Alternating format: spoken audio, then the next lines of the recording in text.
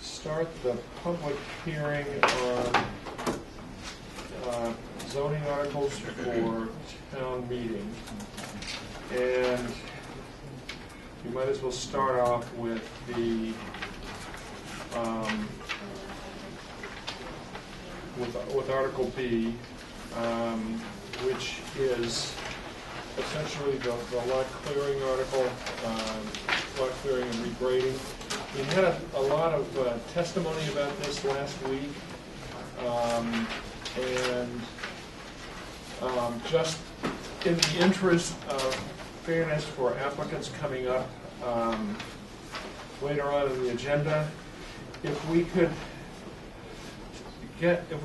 people could make comments that we didn't hear last week, that would be very helpful. We heard that,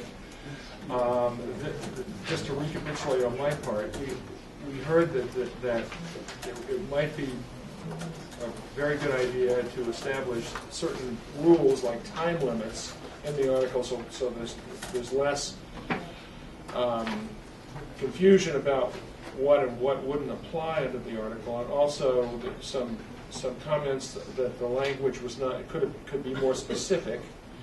There were also comments wondering about the impact of the article on the normal process of development and how this would affect the permitting process, if at all, and then a comment about other towns that had similar articles. And I just note for the record that, and by the way, the language has not changed from last week. I don't know if anybody has not read the article that we're proposing, but it's the same language that we read out last week. Nothing has changed in the language in the ensuing week. We got a submission, or actually an email today from Joel Bard, actually iterating the towns that have similar bylaws. And I'll just, if you don't mind, Joel, I'll just read out the towns and the applicable language in them, just for the sake of background. Walpole, clear cutting of vegetation and stripping of topsoil on a site before a building permit has been issued by the building inspector. Hull, no use of land or building shall be begun or changed without a permit having been issued by the building commissioner. Yarmouth, land may not be erected, substantially altered, or changed in use without certification by the building inspector. Framingham, any proposed activity on all existing lots and new lots, land disturbance permit is required for any proposed activity on all existing lots and new lots created. Lincoln, no site alteration or site development work on a lot shall occur prior to a building permit being issued. Marblehead, no excavation for a building foundation or work on a foundation that shall be commenced until a building permit has been issued by the building commissioner.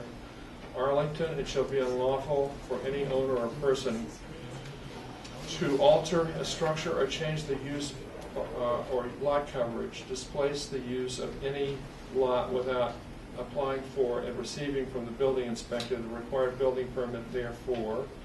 Norwell, land may not be substantially altered or changed in principal use without certification by the inspector of buildings that such action is in compliance with then applicable zoning or without review by him regarding whether all necessary permits have been received.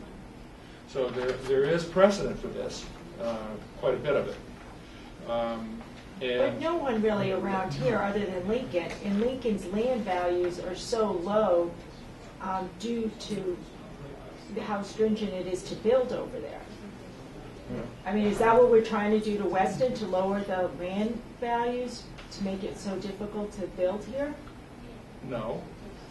Again, well, I mean, Hull and let me just say that this is just by way of background. This question came up. What are the precedents for this?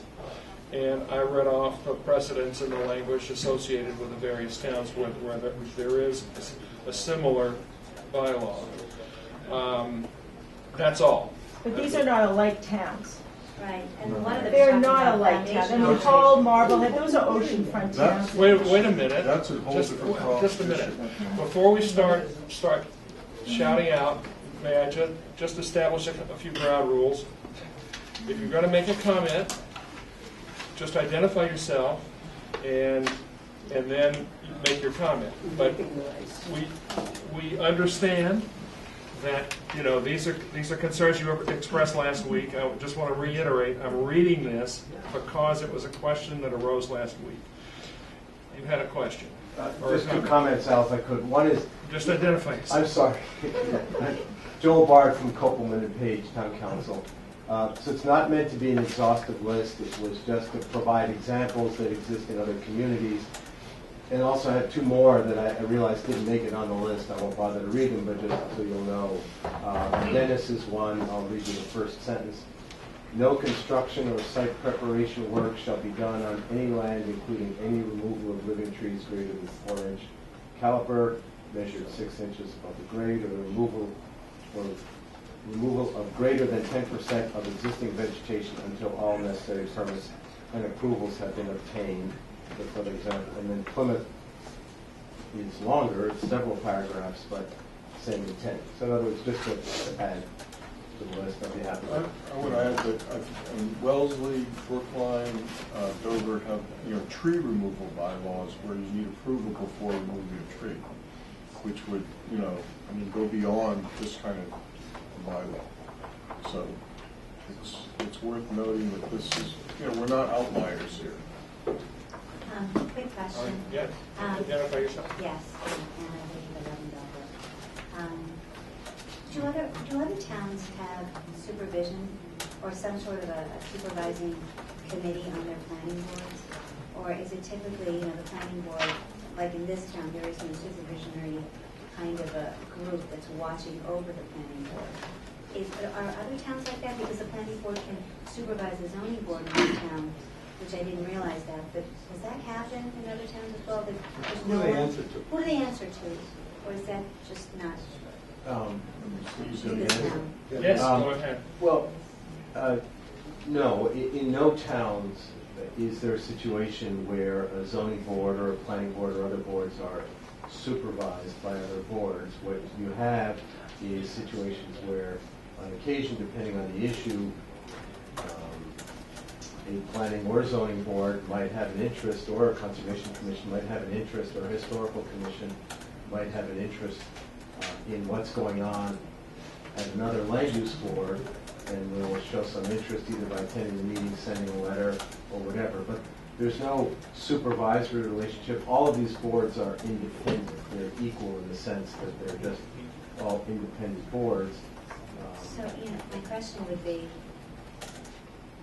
how does this, what would create a situation of fairness?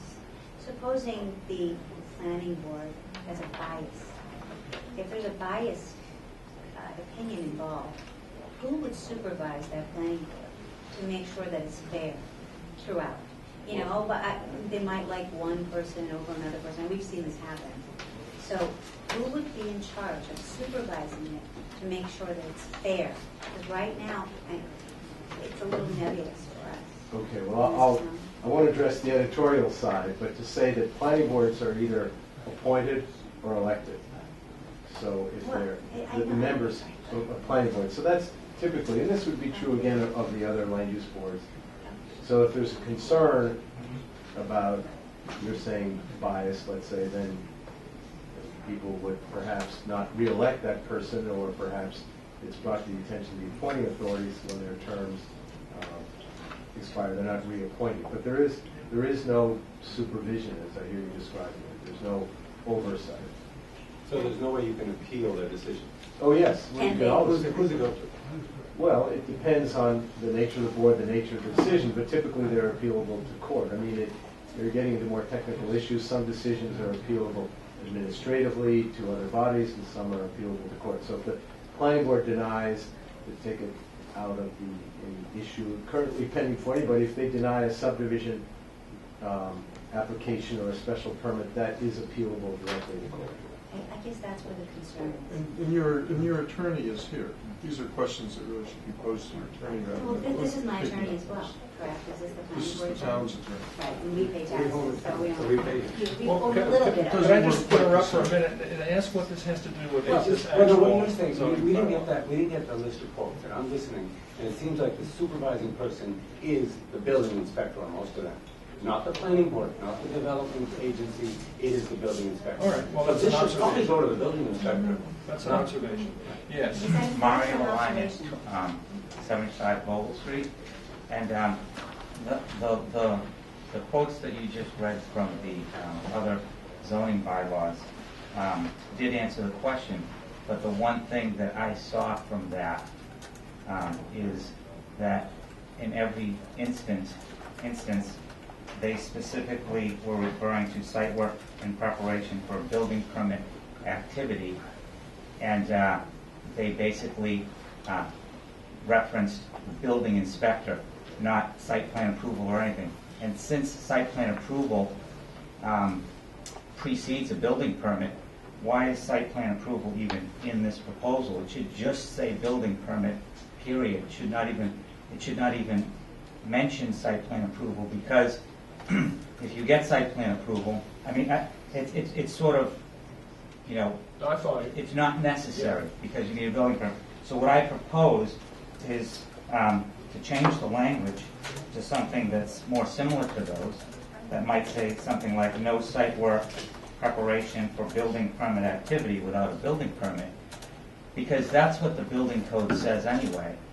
And then you're not really introducing anything new, but you're getting what you want to get out of the bylaw.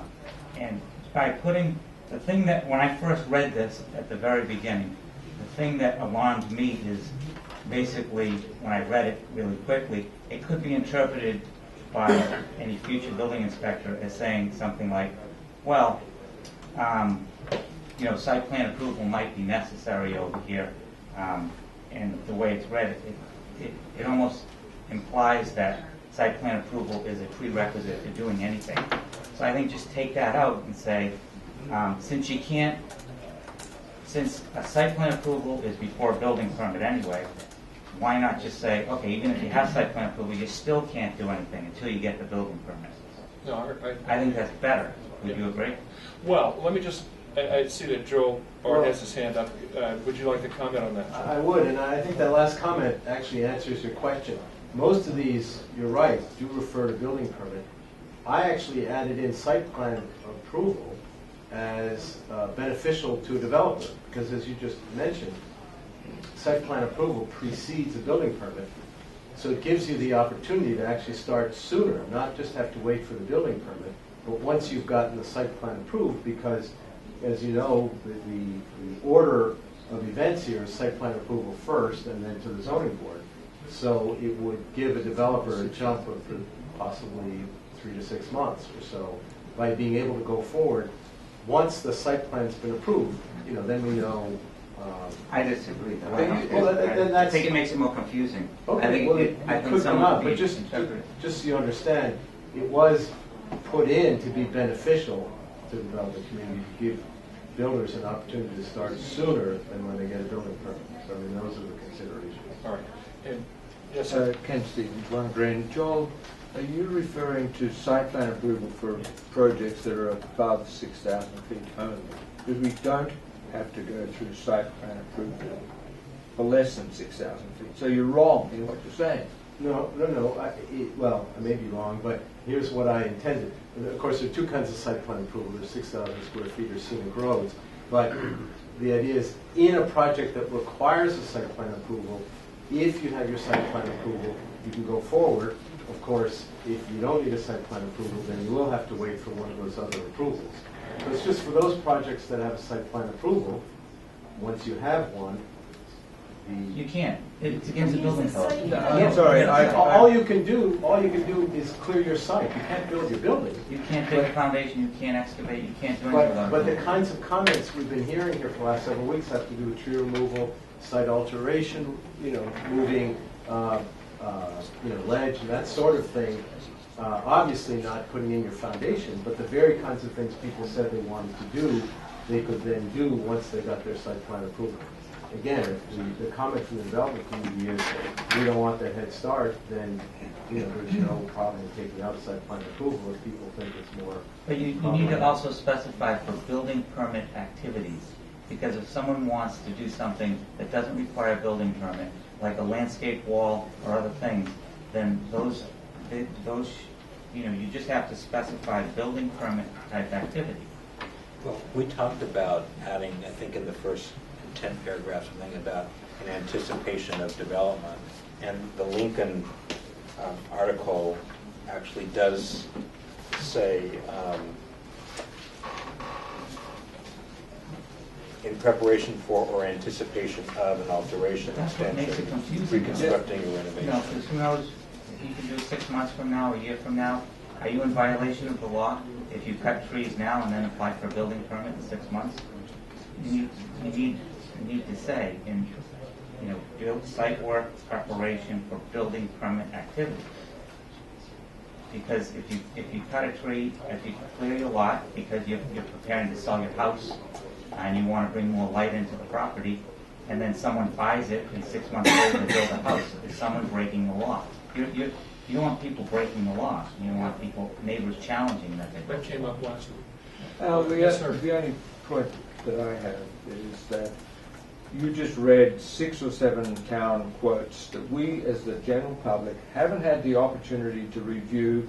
I take them totally out of context with what we're talking about, because Steve just mentioned, and he very kindly got on his iPad and said, but it is in relation to a building permit. We haven't had the ability, and I don't know how, Mario, you read what you read without seeing the entire context of what the bylaws are. So if we need to study the remaining communities around Boston to pick the good points, the bad points, to commit our argument, then give us that opportunity. Well, I think, in all fairness, I think the question had to do with, do other communities do this kind of thing? Yeah, David, I appreciate that. No, and But that's all that it was offered as. Just, other communities do this kind of thing. These kind of bylaws have been reviewed by the Attorney General's office for legitimacy in the Massachusetts Constitution. It's, it's a choice for a community to make that decision. What I look at is, the bylaws that we have that have already been voted on, which have very interesting and good standards and criteria, which I urge everybody to review with each project. Okay, really ask to preserve, the natural world that they're building in as much as they can. Not extreme or anything. Wait a minute, that's the intent. Okay, and there's a value there in terms of the quality of the town that we live in. That's what it is. So when we look at this, what are we addressing? We're addressing complaints that come to us because someone's come in and they've clear cut a whole lot and flattened it out. No one knows what they're doing. They haven't pulled a permit.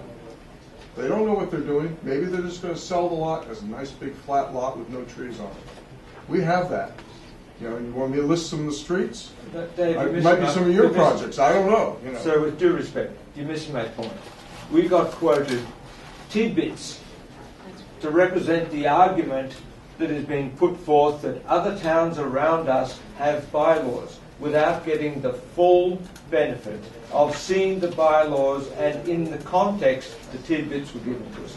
That's my entire point. Right. I'm not arguing these were with you, David. summarized in that these laws do exist in various communities. They're open to the public. Anybody can go online. It will take about 5 minutes to look them over. It's not a big deal. This is a one-sided approach to your argument. How about the towns that don't have such laws? Let's get a list of those. We're not using these laws That's as my like, point. this is why we are doing it. But We that's were asked one-sided. if other towns do it. Yeah, they do. There's They have the pro and different. the con. They have different You gave us the ideas. pros. I bet you there's just as many. It's not at all relevant to what we're talking It is about. relevant. Not even a little. It is. In context. So you're of what trying to we're make us talking sound So- more like Walpole so- and Lincoln, and that's what your goal is. Excuse No, me. not just at all. said- Mario, This is you a, know, you've been building in this town a long time, okay? You know the problems that we deal with, you know, balancing between the work that the builders do, the work that the interest of community members and neighborhood members who are saying, look what they're doing to my neighborhood. They're changing, you know, the character of my neighborhood. How do we deal with that? What would you recommend to deal with it? Because I know that you're a thoughtful guy and you put a lot of thought to this kind of stuff. So like you said, it's a balance between a property owner's rights and everyone is a property owner that would complain, and it's a balance between that and you know, belonging to a community. And I think, I don't know what your poster childs are for this proposal. However, I would say that these things tend to take care of themselves. Developments, neighbors get alarmed when a new house is getting built next to them. But once it's all done and the new family moves in and, you know, trees get planted, I think the problems get worked out. I think people don't stay upset after that. I think they get alarmed. But I think the worst cases are people that are trying to jam a square peg into a round hole, and even in those cases, things get worked out. Even in the absolute worst case, which is the one project that kind of drove this whole thing, even that's going to get worked out after all the court. 144. There's a project on Beaver Road that I believe is the poster child for this bylaw. Yeah. So I think it gets worked out. There's a balance. You're right. right. There's a balance. But, you know, that balance between those rights are what the bylaws are supposed to help us with. And what we have seen is some of these bylaws really have been ignored. The standards and criteria, you know, you look through those and you go like, I understand, but since 1997 was the year where we had the most dramatic sort of change where, you know, we had this whole site plan approval process for these single-family lots in the first place. Before that, no one had sort of the right to sort of, you know, have this process where neighbors could have a say in what you do on your own property. And before that, were there really major issues? And I think there must have been. I wasn't on the planning board at that time, but there must have been because the town chose to vote this way to create well, I this was there, board and it to was do not that way really. I really don't think it was that way. Did the town vote for these bylaws? The whatever 150 people at town meeting, you know, it's not hard to sell something to 150 people when you sell it with making tidbit points like that. I was there at the meeting. There was opposition to it, but you know, the process, the town meeting is not a perfect process, and it's an easy thing to sell. So I would say that it wasn't a fair process at the time, and at the same time they tried to make this a much bigger bylaw, and that did meet opposition, and it got withdrawn when they tried to say anything within 200 feet of the Scenic Road that would need planning board approval. That got thrown out. A lot of things did get thrown out. So So it sounds like there was some balance. after the original one did get thrown out in 1997. So, Yes. but what you're telling me, I mean, it wasn't just, you know, Athenian democracy or in the was. rabble. It was. Well, because it sounds like some things were not accepted and some things were accepted, so there was some balance. It was withdrawn. It was withdrawn by the planning board because of this. Yes, Just a quick- maybe we could actually have some new people speaking, but please make your comment. Thank you. I think the concern here is that all of a sudden, the planning board becomes the end-all be-all. That we have to come to ask, can we take that tree down? Can we take this tree down? I've actually experienced that when you try to build a home. They'll tell you, well, you can't build it there because you can't take this little tree down that's about 8 inches in diameter. You can't take that tree down. So all of a sudden, you're limited to where you can put the home, how you can put your addition, should you decide to do that. I mean, this is very specific to my situation. But in general, I think it's saying that if you move to this town, and should you decide to do anything whatsoever to your property, you'll be dealing with the planning board. That's not at all what this is. It's not, and that's also not a I true think statement. without these There's regulations, many, can I just say one there are thing? many properties that are The property developed. values in this town have gone up. Yeah. People want to come to this town, despite you guys not doing anything about this. Last 10 years, values are up. The recession hit everybody, Weston not so hard. It's a desirable place to live, even without your regulation on the number of trees that go down. People still... What does that mean? Meaning that if you leave well enough alone, if a developer... We've been here not- for more than a 10 develop- years, so what's the issue? I've been here more too as well. No. A developer... The board has been here for 10 years, and you're telling me that even without the board doing, even with the board Take doing Lincoln, for nothing, example. the property values Take are... Westwood, for an example. Take all the Please towns you let him mentioned. talk. Just Let me, contradict yeah, yourself. Let him so speak. all the towns that he recommended, or he quoted, take a look and see what happened to them over the past 20 years. Okay? They have those things in effect. People still want to come to Weston. It's still recession-proof. It's a beautiful town. It's got everything. Builders know what to do. Yes, they clear cut, but they put down more beautiful trees, more beautiful foliage, more beautiful landscaping than what was there. And people will pay $2, $3, $4 million for that.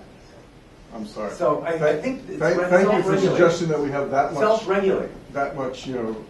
Influence over whether people want to come to I town. don't think you do. I think they I come to think town. you'd like to. I think they come to town I because of think the you'd like to education have. system. Thank you. It would really help me if we actually heard from some people that haven't had a chance to speak yet.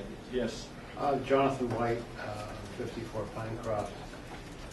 Asking, I assume we're still working off the proposal from last time, the language from last time. Has the board given any more thought to that relationship between lots that have no structures on them, where there's pretty much a flat prohibition against cutting anything? And I know Joel added some language saying that's not, preamble saying that's kind of not the intent, but then it goes on to say just that. The relationship between vacant lots and then lots with a house on it, where the standard is whether, when it will be, you decide if it's going to be proposed. Has the board given any more thought to, I'm just uncomfortable with that, when it's going to be proposed, and the flat-out prohibition on vacant lots, basically touching them because it says any vegetation? Right. This is our first meeting since last week, so we haven't had the occasion to be able to discuss issues like that. Okay. And those are, and I think I touched on issues like that when I just opened the hearing. Okay, I missed very. Okay. So those questions are out there, and you're right. We haven't had a chance to address those. Yes, you had a comment or a question. It's very related, and I'm sorry I missed the beginning also, but I'm aware of vacant lots which have, Ms. Saunders and Leonard from Kennedy Common. I'm aware of lots that there's absolutely no intention of ever developing them, but we need to take care of the trees, and we need at times to, you may need to reopen a field, that kind of thing. And so when I look at this, I go, uh-oh. Well, what do you think about Mario's language then? The clearing in anticipation of building construction or building permit? Oh, well, that would do it. Would that resolve your issue, That would resolve my problem. Jonathan? Yeah, except it's just, Joel may have a good idea how to figure out when it's done in anticipation. Yeah. It sounds good. Yeah. At the next buy. How to actually enforce it. Since they're asking, going back to your language, Mario, how would you enforce something like that? Would it be a sort of a 6-month or 6-year moratorium? I don't know. Well, I like I still don't like the idea of putting the planning board and site plan approval at the beginning of this whole thing. I still like the idea of saying that no site work preparation for building permit activity is a better way of getting the point across, less confusing. And then if you want to add something about, however, if you get site plan approval by the planning board, you can start without a building permit. I think that's a better way of doing it. It's less confusing, and it doesn't you know, But there's there is a big loophole there. How do we, help deal with that loophole? which loophole are you talking about? Well, okay, I'm just clearing this land. I'm not going for a permit. Right. And they're probably not. But if they change their mind, Okay, so should there be a time frame on that? Or is it just sort of, okay, I'll go clear the land and I'll go get a permit the next day? Hold on a second. There are Let me ask you a question. Because you understand, I mean, we know that people do game the system. Yep. I mean, the rules get, voted on, agreed upon by the town, and then people sort of, figure out whole loopholes to get around it. So obviously that's a big loophole. How would we address that in a fair way? Do you have an idea about that? No, my question is your example, Identify is that yourself, Mark. Marquet Hill, Sherman Circle? That example, is that a planning board house? Or, for instance, I'm building on Knobscott right now. How does it, I can cut my trees before I have a building permit. Where does that comment about taking the trees, where does that fit? If I'm on a scenic road and I take the trees down and I come to you guys for a permit, hey, they're at your mercy, because we have set up a whole plan where you can make them plant until they're blue in the face. Well, because the guy sitting next to you had a proposal. Do you have a problem with what No, I Mario was don't. saying? And I You actually, don't. on a bigger picture, I think that what we're starting to focus on is what the true issue here is. It's the language, and this is my third time here. The language isn't right, okay?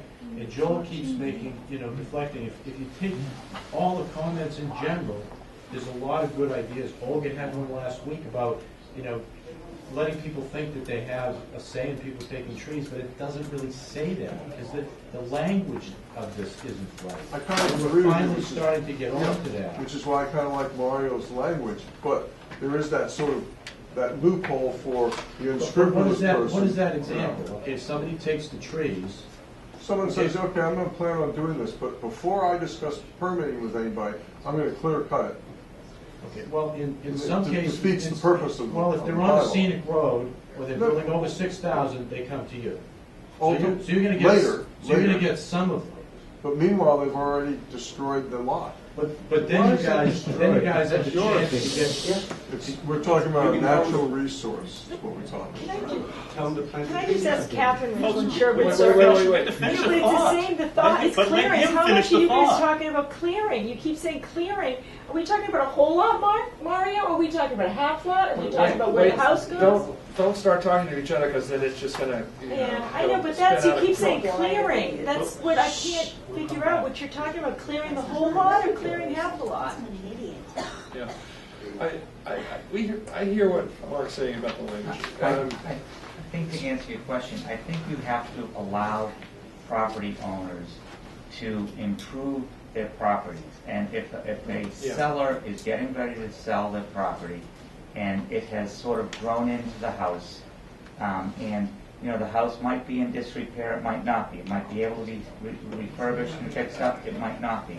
You don't know that, but you have to allow that seller or the estate or whatever to make an improvement on that property, and if that improvement is to clear some of the trees or do a little bit of site work to level it out, to fix the drainage issues, water going into the basement, any kind of site work, septic systems, drainage, all that stuff. You have to allow that person to do that site work, and then they put their house on the market so that they can get more money for it, because this is their investment.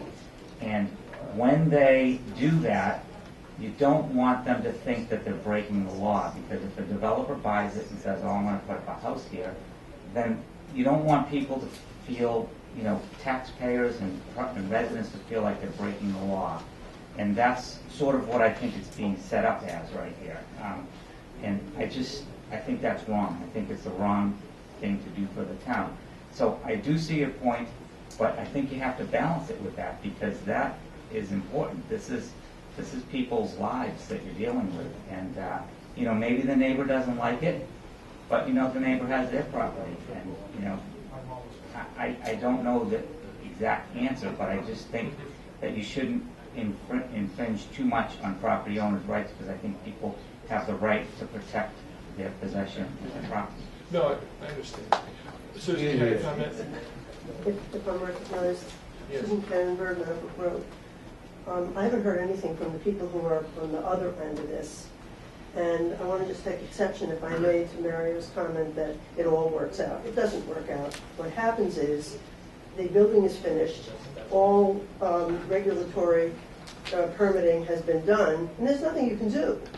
The person who's next door, who now has a wall of light all during the evening and noise around a swimming pool and had to fight tooth and nail to get any sort of screening and so forth, that there's no it all works out. I don't know what dream you're having. But that went through site plan review.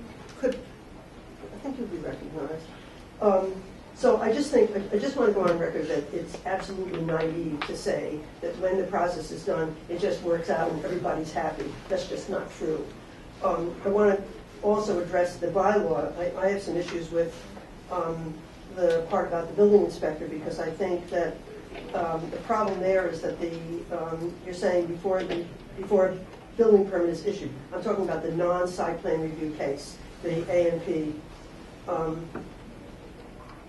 A&R, I'm sorry. It says A&P. I thought they were okay. next door. All right, same thing. The issue, the language, which I think really has to be changed, and I think that was alluded to in the last meeting, where it says that no modification of the property and so forth before a building permit is issued. What's the building commissioner supposed to do? I'm sort of in the same position as the person who raised that issue. The building inspector himself has no authority, as far as I know, to say, I can't give you a permit until I see X, Y, Z, and so forth. So the person, just as exactly as was said last week, the applicant goes to the building inspector and says, I'm not touching a bit of vegetation. Could I have a building permit, shows in the specs of the proposed structure and so forth? Building inspector says, let me see, looks up and it meets all the appropriate codes. And he says, okay, here it is. And then they go out and cut everything down. There's no mechanisms. There's sort of no point.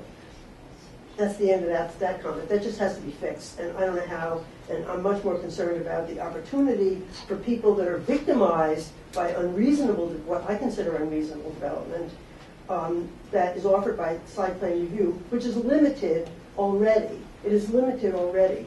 I had the building inspector out, just since everybody's giving their examples, several times. I had the Board of Health out several times because the septic system was as close to my property as it could be, spilled over during construction. It just was a nightmare. It's supposed to be on their agenda to address the impact on one's ability to dig a well when the septic system is located in a certain place. And I was even told when I called the septic designer, he said, oh, if I had known of your concern, I could have easily moved it elsewhere. And then before I had a chance to reply, amazingly, he said, but of course you had no chance to input because it was an A&R. So we just barreled ahead, did whatever we wanted. So there's plenty of doing whatever people want without regard to the neighbor who's going to live with the result. This is the thing that just makes me not smile, but just shake my head. That's all I can do. The project goes on, you get this tremendous thing, you make your multi-million dollars, and you say goodbye, and you go on to the next one, and it's just the clowns that are left behind that get to enjoy this wonderful thing. It took me a couple of years to even know that there was a neighbor next to me, which I'm not saying is necessarily typical. I'm sort of referring to the remark made before that that we in Weston seem to require people to make the building invisible. Would that it were. It happened to be that way, and that was the house that was constructed long before any site plan review or any other of the rules that we have now. Now that we have these rules, we have a gigantic house on a lot that was shaved clean because it started as an A&R and then magically along the way became a giant house. There are so many loopholes that people use. I think it's almost insulting to suggest that people are being raked over the coals and have their rights so maligned. I am in favor, and I think Joel had a good reason for including site plan review here to let people know that that step for those cases which are subject to it, site plan review, the SQFR trigger or the Scenic Road, then the neighbors of those people who follow will say, oh, okay, that is the opportunity where I can go and say, please don't make that septic system, which is above me in elevation, right up next to my driveway so that I can see this runoff. Or please don't take every single tree away so that when the ultimate gigantic house gets constructed, I won't have to look at a wall of light all evening till the family decides to go to bed, so that everybody knows exactly what their habits are. It's just silly. In conclusion, I think the language about the building inspector has to be fixed so that it makes sense. It doesn't make any sense now because he doesn't do anything. He just gives the permit, and then the person can just go back out and clear the land completely. I want to make one suggestion, one creative, original suggestion that has nothing to do with my frustration at what's happened to me. And I thought of this, it was a long time ago, and I think I actually talked to Joe about it, when this first came up, this idea of trying to defend against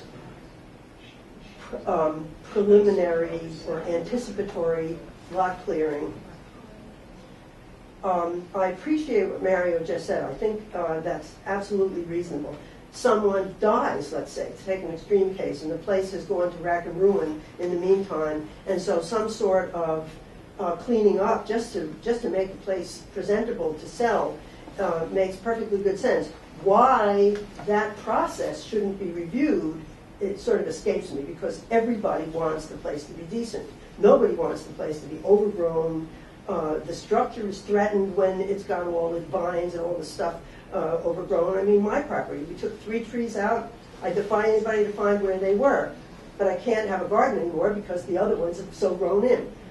In any event, just as a technical matter, I think that to address the problem of someone clear-cutting their lot to avoid site plan review by the subsequent buyer, which is what I thought the purpose of this was originally, I think that the simple suggestion is that if you clear-cut your lot, a building permit can't be pulled for 3 years. Shoot me now. I don't think you can address it. Wait till your turn. Well, you had a monologue. You'd like to address the monologue. Well, Excuse me, Mr. Chairman. you're not recognized. She's talking now. What's For a When you long want to time. recognize, We had this kind of time. come to the board. Come to the chair to be recognized. All right. Thank you, Susan. I mean, your comments actually reflect the, as you said, the other side that we hear a lot of. We're hearing tonight the side of the builders and developers, but we hear on the planning board the other side, well, the people who voted for us, and we're trying to achieve the balance that both you and Mario are talking about, and we may not be there yet. It sort of sounds to me like we're not. And I don't know how my other members feel about that, but it sounds to me as though, number one, I don't think people yet really understand what this bylaw does, and I don't know whether that's because of the language or because of their predilections. But I think we need to get more dialogue so that people are comfortable with what this actually addresses. And I think there have been some issues raised. I think Jonathan raised an issue. I think Michael Harity did last week, and others also. I think Mario did with respect to the building inspector versus site plan review, and how those things mesh. Maybe we keep talking about this. That's kind of my sense, but I don't know how other people feel Can I about just it. say one thing? I just want to defend myself. I'm the only person that has spoken from this side, and the attack and disapproval of people who don't like to be recognized are represented in so many ways. My monologue that was so objected to, I'm the only person that speaks from this side. I watched the hearing last week, and I didn't hear anybody speaking from that side then.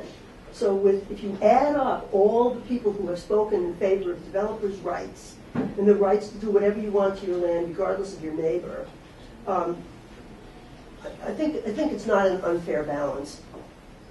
All right. Just too subjective. There's going to be objective findings. Wait. It's not a campaign. All right. But, you know, it's Yeah, too that's subjective. It's really, if you could say trees at certain diameter, this percentage of land, this percentage of brushes, it makes more sense. But to say, you know, what we feel is excessive, what does that mean? Your excessive is different than my excessive. It needs to be more defined It- and it- All right. I Yes. just want to say one thing, Catherine Richland, Sherman Circle, Weston. Susan's lot, the septic was approved by the owners of that lot. I was representing that property. It was not by the developer, it was not by the woman that bought it. That lot, the actual owners that lived there for 45 years went and put in for the septic, the 5-bedroom septic that was on, that Susan claims is close to her property. The builder built a 6,000 square foot house. A buyer came along, wanted a sunroom and above the garage. We came to you. You did a great job. The planning board did a fabulous job meeting, I thought, everyone's needs. It wasn't that the buyer did not follow the procedure or the builder. So, I mean, I think the process works. I don't know what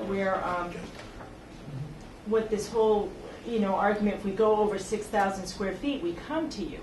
No one is denying not coming to the planning board.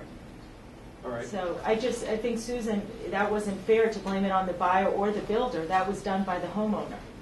It was done by Kevin O'Leary, who I spoke to. Let's stick All to right, facts Susan. here. Thank you. Dan, you're... Thank you. All right. Go ahead. Nothing?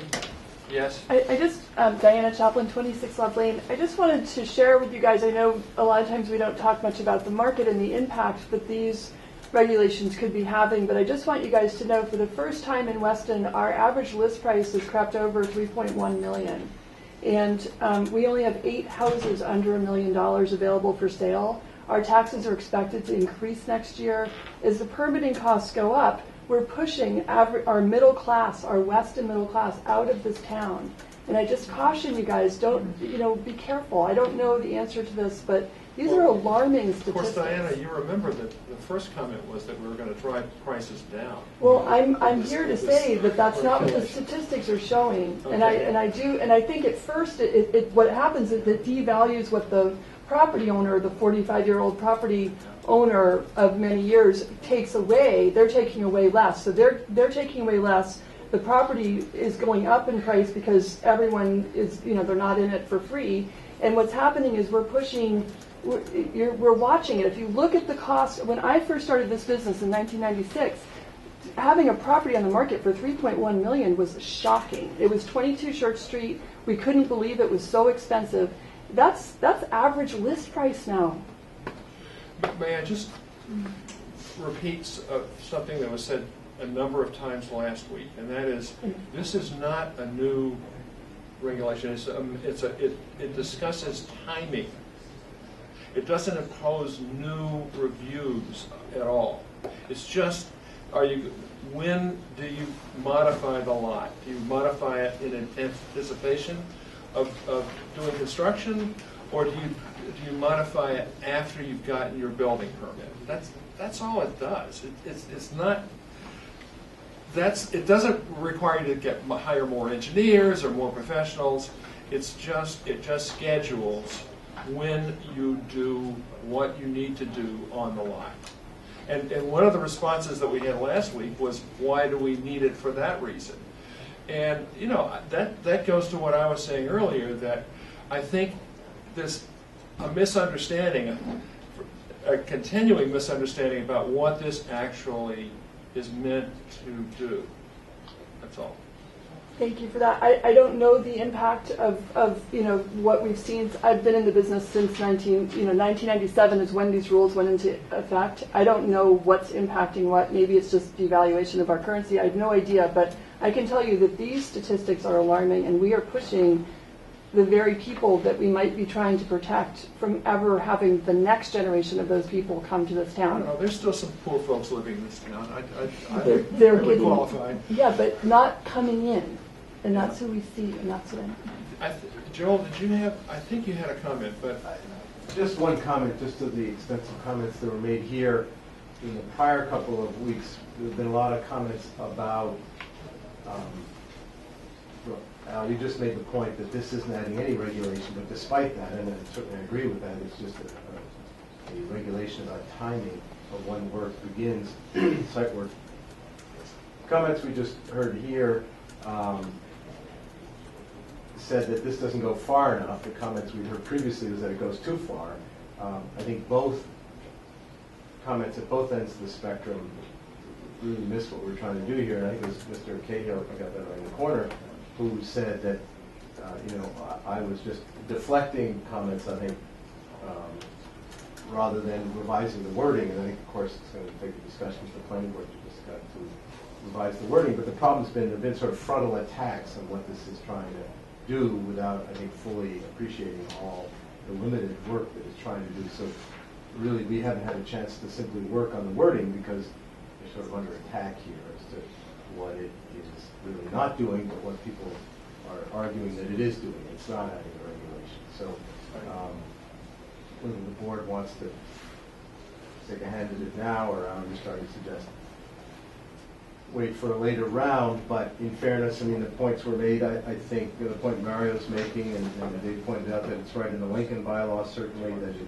would be time to work that's in preparation for or anticipation of alteration, extension, or reconstruction, or renovation of a building or structure. I mean, it could be tied to that. Then you have the issue of how do you define that. I mean, I will say, I've represented Lincoln for 10 years.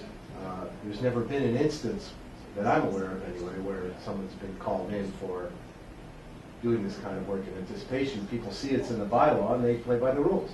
So before because it's in the bylaw, they come and pull their building permit or site plan or whatever it is before they start doing the site clearing. And there have been a lot of speculative questions about, well, what if and so forth. Well, you would hope that when something like this is in a bylaw, that the development community follows it and actually pulls their permits first before they do.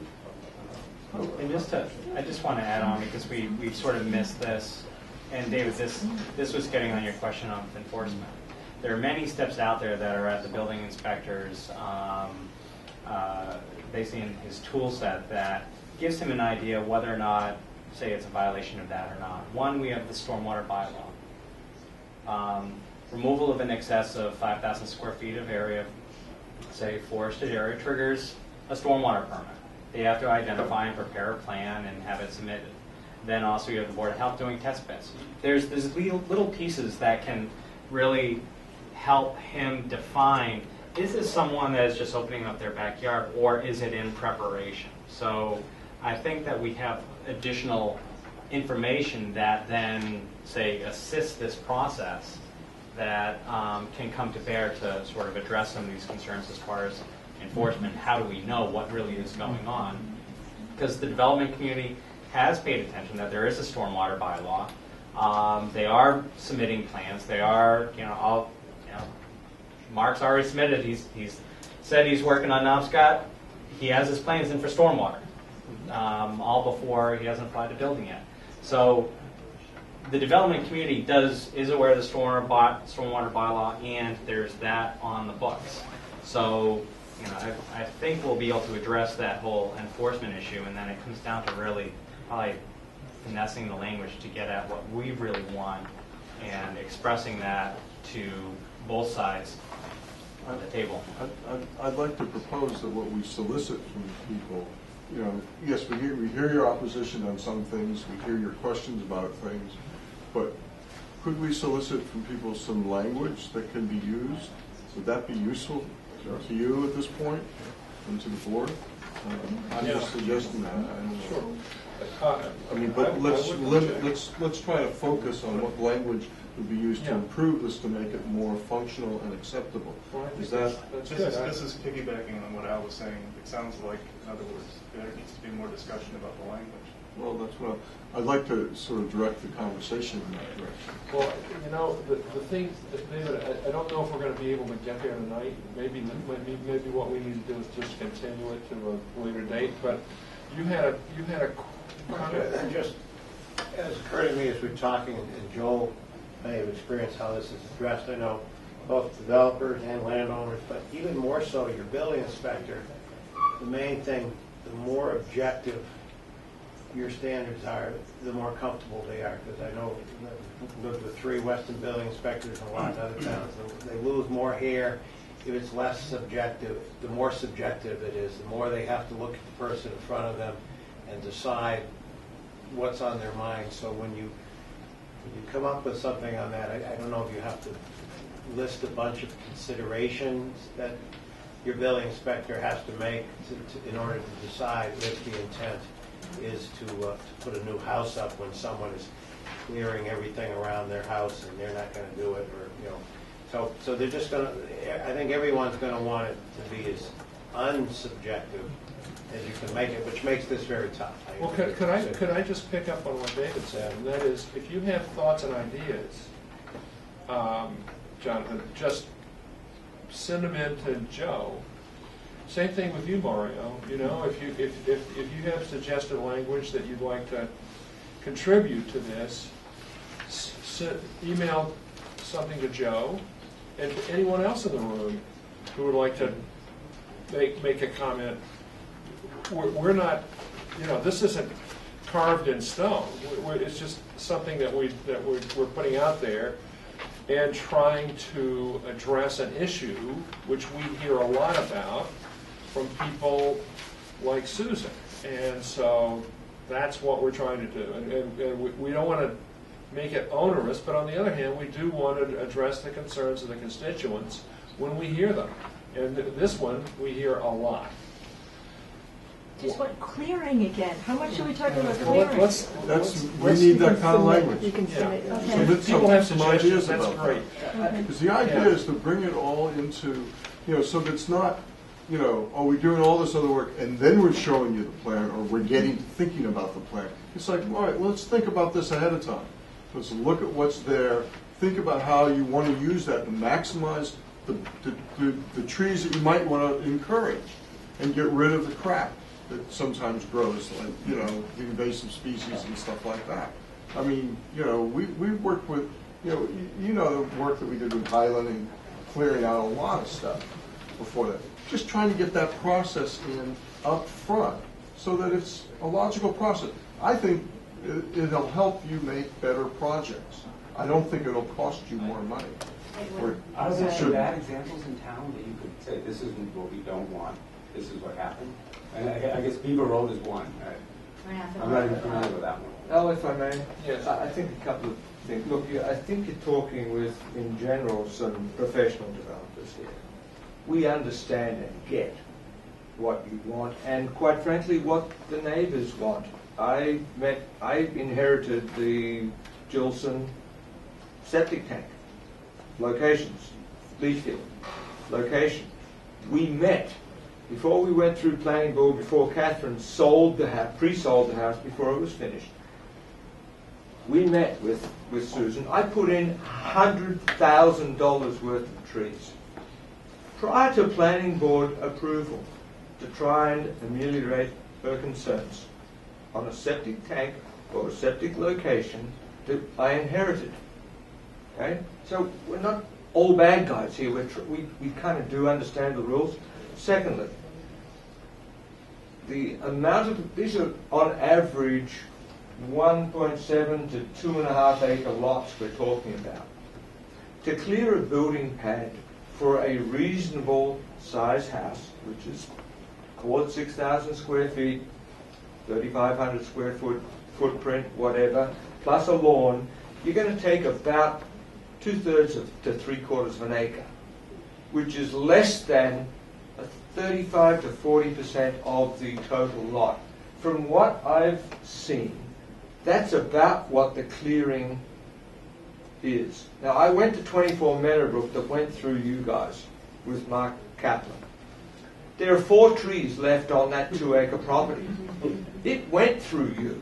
It is clear-cut, guys. It's a 100-foot deep cavity in the ground. It is a monstrosity. And I'm going to tell you something. If Mark was here, he would agree. But he went through the process. He didn't happen to have one person stand up and say, oh, I don't want it there. And Roy McDowell, who's a great landscape architect, agreed to put $500,000 worth of trees around.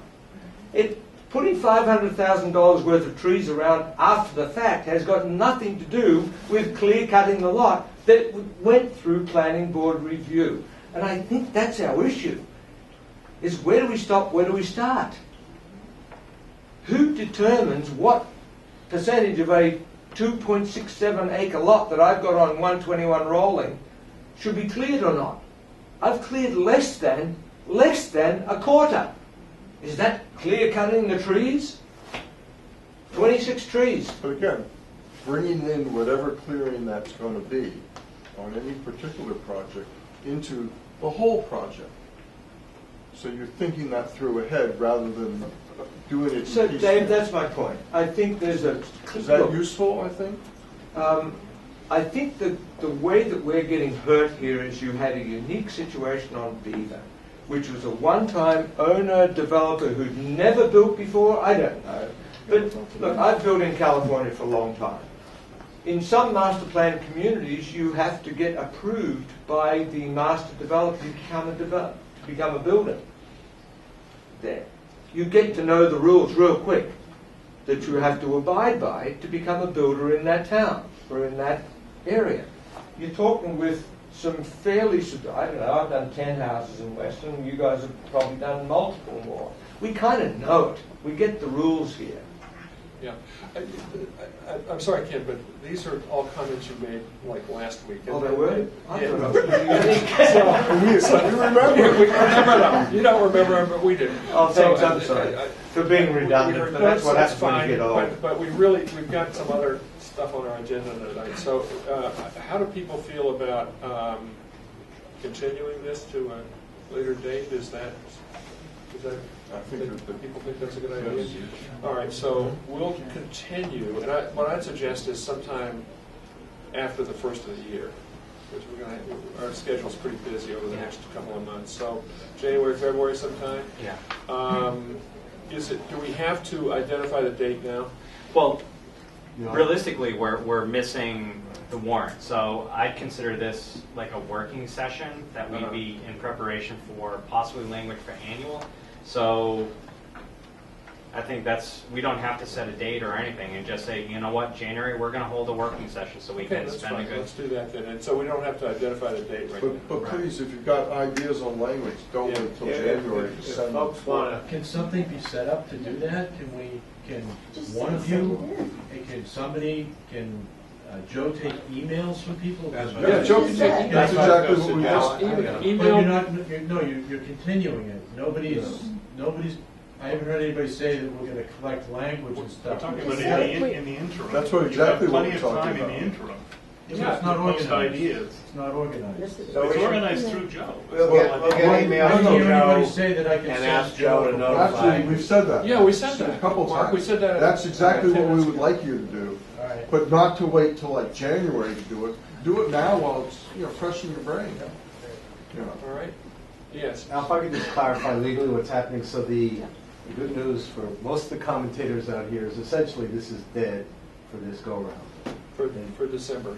For the December town meeting. Yeah. And so this particular proposal, when I say it's dead, as a legal matter, there's a public hearing advertising this in anticipation of a December town meeting. It's not going on that warrant. So this specific proposal, in a sense, is being put to rest.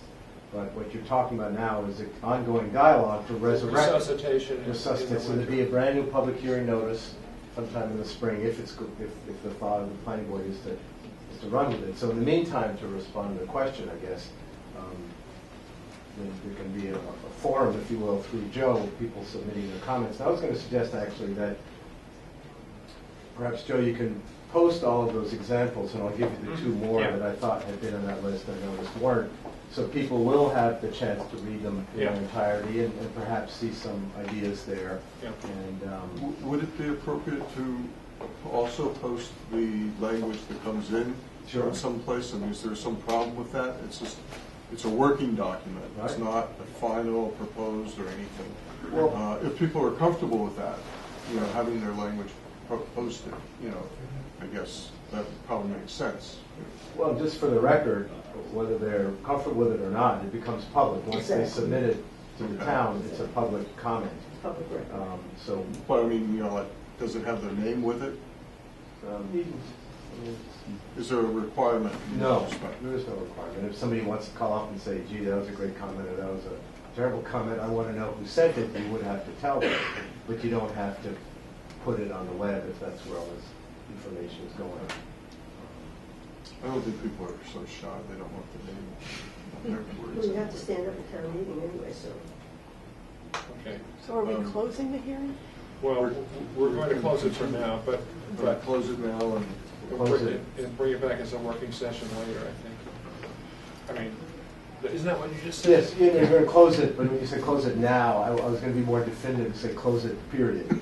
Oh. Close it, period. I meant now, meaning as opposed to, you know, next January or.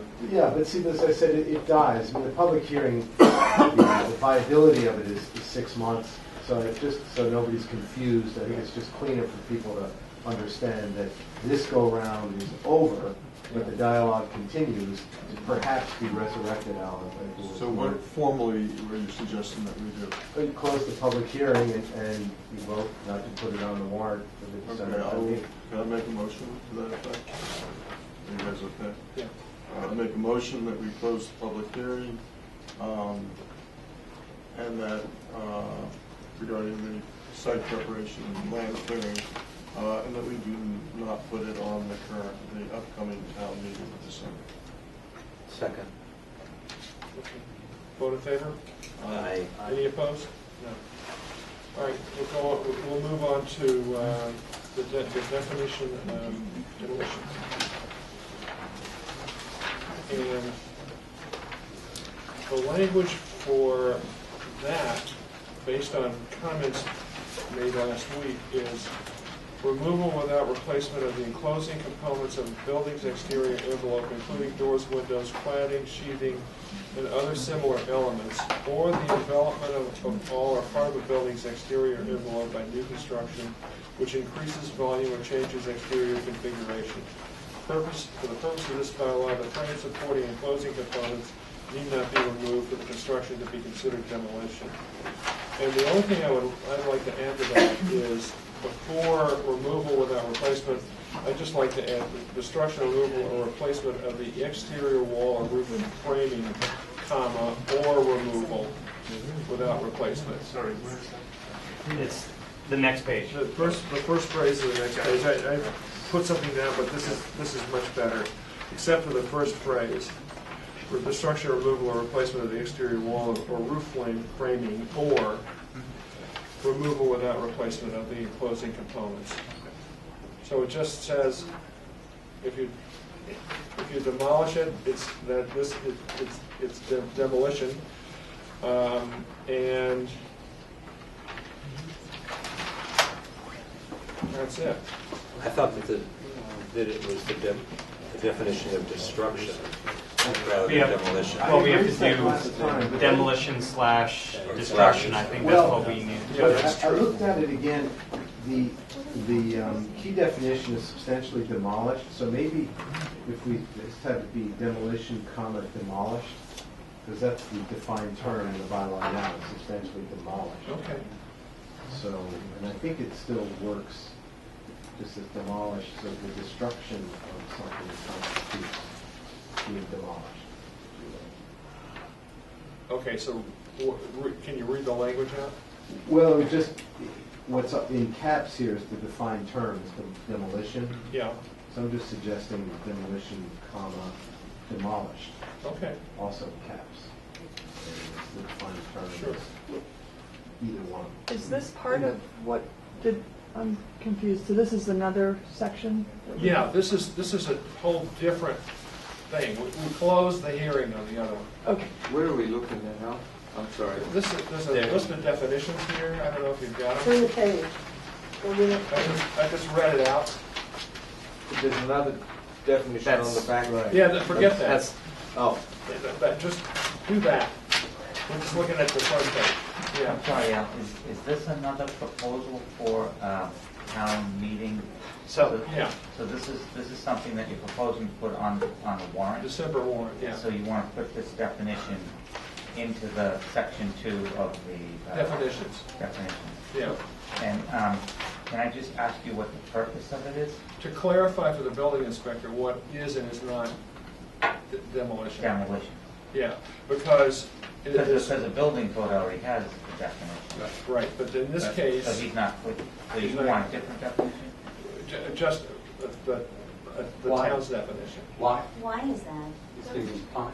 Well, first of all, let me just clarify. I just want to understand. Right, just on, maybe this can answer those questions, but there are terms that are defined in the building code that are used slightly differently or substantially differently in the zoning bylaws. So you sometimes have definitions in zoning bylaws of the same terms that appear in the building code, but they have different definitions in the zoning bylaw, and they only apply to the zoning bylaw. They obviously can't supersede what's in the building code. So the zoning bylaw has its own definitions, even of terms that are in the building code. Well, I understand that, but I just, the way the building code's definition of demolition is used, you're not, there's a reason you don't like that, that's why you're proposing this.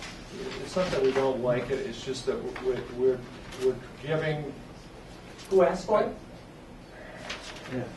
We asked for it because. Right, so you're doing it. Why? Because I think the building, well, for one thing, the building inspector asked me for clarification, that's why. He actually asked me for it. No, this is, I'm sorry, just a quick question. Yeah. It says you have to go to the town to clarify it to the building inspector? Yes, we need it because we're putting it in the To change bylaw. any bylaw, it has to go to the I'm town meeting. just curious. He asked me, that's what we're doing. Okay, just curious. So, but you're redefining this, aren't you, as far as what is considered demolition? So you're saying the envelopment of all or part of a building's exterior envelope by new construction. Yep. You're considering that to be demolition. However, demolition by just a definition is the destruction of something. Well, So you're redefining what demolition well, that's your definition. Well, No, this is the That's definition what of the place. bylaws. Can I give you an example? A lot of towns, Weston being one, have demolition delay bylaws. And included in the definition of demolition, in most communities, cities and towns, demolition delay bylaws, includes relocating the structure from one part of a lot to another. So it's Okay. not being demolished, Right. as I understand demolished, and as we all But understand it's demolished. taking it away from the airspace, correct? It's just moving it from one spot It's to moving another. the airspace. So for Airspace. purposes of the demolition delay bylaw, that's defined as a demolition. So for different bylaws, you may want to have a reason to define demolition. So that's what's But in this- If you have an exterior wall with a beautiful brick fireplace, and all of a sudden that becomes an interior wall, you don't destroy it. You're adding a sunroom to the other side. You're not saying you can't do it. It's a But matter you're calling it of, it demolition. counts in the, It's not yes, but demolition. it only counts in the calculation of demolition. It doesn't mean you No, have it to. shouldn't be. That should not be considered Well, demolition. I If think you it leave should. a fireplace or a wall up, how can you Yeah. say it's demolished? Diana Chaplin, 26 Dublin. So how does this, for the layman who doesn't really understand what this wording changes, how does it, what's What's changing? the context? What's I think you need to changing? go back to substantial demolition. Explain it. Right. Joe, I don't have the bylaw in front of me, so if you So- just read out the, There is already a defined term in the bylaw that, and I'll read it, it's short. So there's a definition of substantially demolished. So it's destruction of more than 50% of the exterior walls of a building or the destruction of more than 75% of the roof of a building. So the building inspector's question is, what is meant by destruction? And so, for instance, if there's a renovation or extension or whatever that entirely envelops an existing wall and just takes the building further north, south, or whatever, so that former wall is not actually torn down, which is how it's just buried in the new construction. so For effectively, Isn't that we're what saying addition means, though? that similarly to moving a house, you consider that to be demolition. But the benefit here is, what most people may or may not realize in this room, is that before now, if you took the roof sheathing off of a house, that was considered to be demolition. And in a number of cases, that actually resulted in triggering the demolition limits. What we're saying is that if you're replacing sheathing, that's no longer going to count as, if it's part of maintenance, if you're not taking it away forever, then you shouldn't have to carry it as demolition. It's replacement, but not demolition. But suppose you leave it in place. If you keep it in place and you haven't taken it down, and it's enveloped, that should not be considered demolition either. Well, you're that's keeping your something. opinion. So that's a fact. It's not Demolition is destruction. destruction, removal. Demolition is destruction. If you have a beautiful stone wall, like Well, many if you of don't mine- agree with I it, just- you don't have to vote for it. No. This, You know, that's- if you have a beautiful wall and you want to add on to it, and yet you keep the existing wall fireplace, it's now an internal wall, you have a beautiful fireplace, a beautiful room, and a sunroom. You're going to call that wall demolished? Yeah, it's for How the can that be? purposes of the demolition. There's no calculation. Yes. Somebody does this as a Incorporated. sunroom. Yes. So I'm sorry, when you said I don't have to vote for it, No, what does you that don't. mean? Also, you mean you get to vote for it, we just No, get to comment? I mean, How does it's that coming work? up in town meeting. It goes If you to town disagree meeting, with the it. town meeting to vote it for a yes or no. This is, And for people to this comment. is ludicrous. I mean, demolition is demolition. Town meeting is our legislative process. Yes, Mario. I'm just still trying to understand the purpose of it. I understand substantial demolition, and so you're trying to help the building inspector make a calculation. That's right. So it sounds like when you do one, let's say, I'm going to try and use an example to help me understand what you're trying to do. Right. So someone buys an old house, and it needs new windows, and it needs new siding, and it needs a new roof. And someone goes ahead and pulls a building permit to do those things, and the building inspector is now going to look at that and say, well, let me do a calculation. Permanent removal of windows. If you're replacing the windows It doesn't in say the same permanent, place. though. Oh, I'm sorry. Say that again. Say what- If the removal is permanent, in other words, if you're not replacing the window, if you're just taking the window out of the building as part of the demolition process, and you're not putting it back, it's Or part of putting a knocking new the one wall back. down. Or Say you take the old one out and you put a new window Look at in. the That first doesn't count. 3 words. It says removal without replacement of. Oh, I have an Doors, old windows. copy. I don't have that. Oh, okay. You don't have this week's? I don't. I read it out. You want me to read it out again? No. Okay, this is kind of, this might. I'm a little sorry. more concerned, Mario, with the second sentence after the first,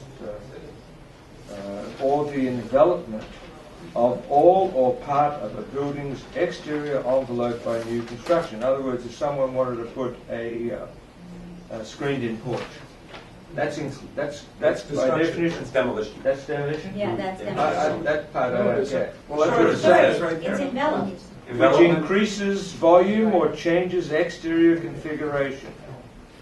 That's And demolition. for the purposes of this bylaw, the frame supporting enclosing components need not be removed for the construction to be considered demolition. So, That's demolition. I'm sorry, I missed it. So an addition on the side of a house counts as demolition of that interior wall. Or exterior wall, the original exterior wall. I don't get it. Yeah. Sorry. The issue here is not whether you want to add to a building. Yes, it is. Changes the. Would you mind not configuration. interrupting me, please? But you're going Just on. please, I ask you. I mean, We'd I'm like to trying to comment. actually have a dialogue here, and every time anybody says, We'll starts to say comment on your something, comment, please. what we're trying to say is that if the new construction swallows the existing construction, not if you add something to the side of the house. Partially. Well, the part that swallows the original. This is what I'm talking about. It's impossible to actually make a comment without being interrupted. The intent here, I don't know why you're laughing, Ken. No, I'm sorry, I was laughing at him.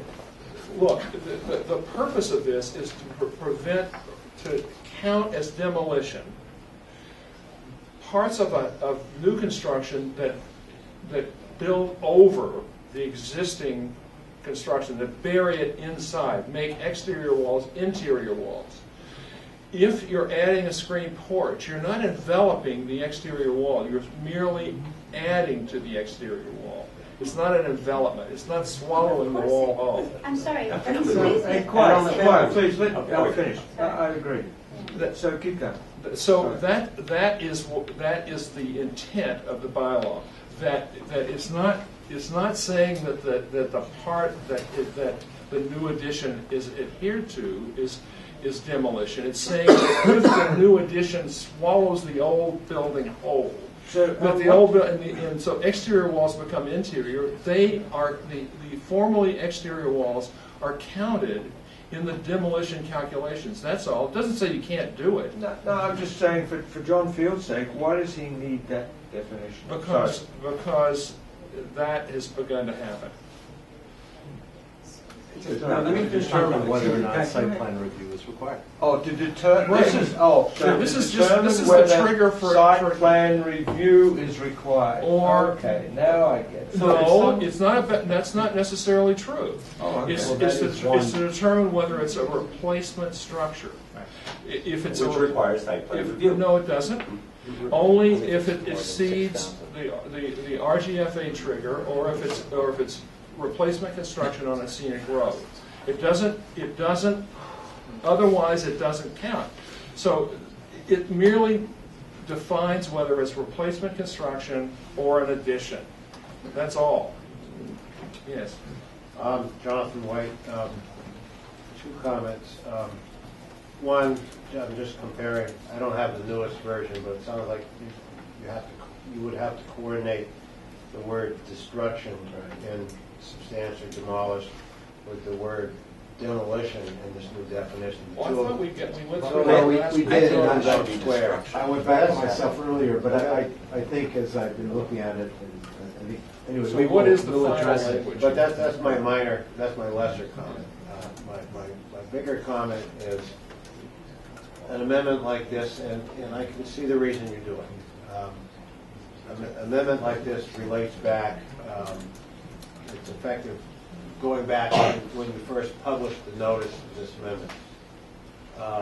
And I don't know, when was this published, Joe?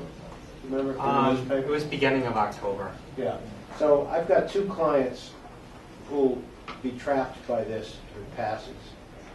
One of whom started their process more than half a year ago. Went in front of filed with the Board of Appeals at the end of June. Went through 3 hearings with the Board of Appeals. Is now just about to get a final decision. And would probably be getting a building permit before the December 2nd meeting. But because this relates back to when you first published it, they would be trapped and they'd be subject to the new requirement. You know, they're doing it how John Field has interpreted, which is if you preserve the wall, even if it's an interior wall, it's not demolished. So my suggestion is if you... But he didn't like that. That's one of the reasons Well, no, why I know he asked doesn't me like for it, but he this says bylaw. there's a difference between not liking it and this is how it's, he says Yeah, this yeah. is how it's written. My suggestion is, in fairness, a change like this, the town has the planning board has the ability to say this change, if it passes, will take effect on January 1st. And, you know, because I can see the reason for this change, but trust me, if it doesn't have something like that, I'm going to be at town meeting and I'm going to be saying why this is falling unfairly on 2 clients and one in particular, and I don't think it's right. So I've said my say on that one. All right, so you want to grandfather a couple of clients. Well, no, there may be someone else. I don't think it's a big problem, so maybe it's just those 2.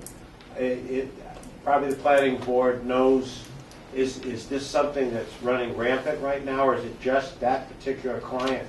Because the second client you're not even aware of yet. Oh, yeah, I think so. Isn't something that's running rapidly really worried about? I think it's something. I personally don't have a problem with what you're suggesting at all. Yeah. No. I don't know if other members feel the same way. It is legal. Yeah, I know.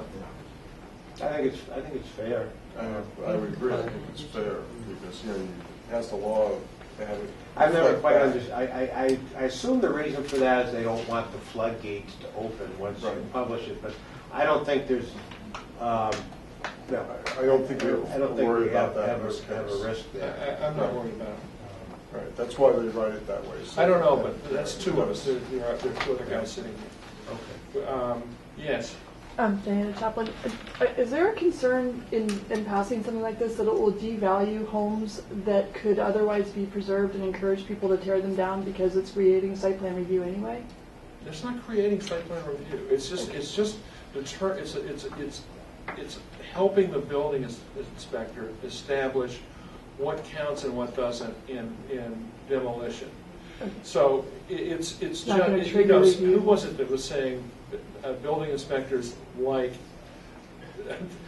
specificity, Objective They want standards. this way or this Yeah. way. And so- They don't like gray. And these are pretty objective, wouldn't you agree? Yeah. No, I understand what you're doing. Yeah. If you just have one piece, so just simple question. You have an exterior wall. Could you just be honest about it? You're one of the two people that this is involving. No, it goes And we just let you off the hook on Yeah, it.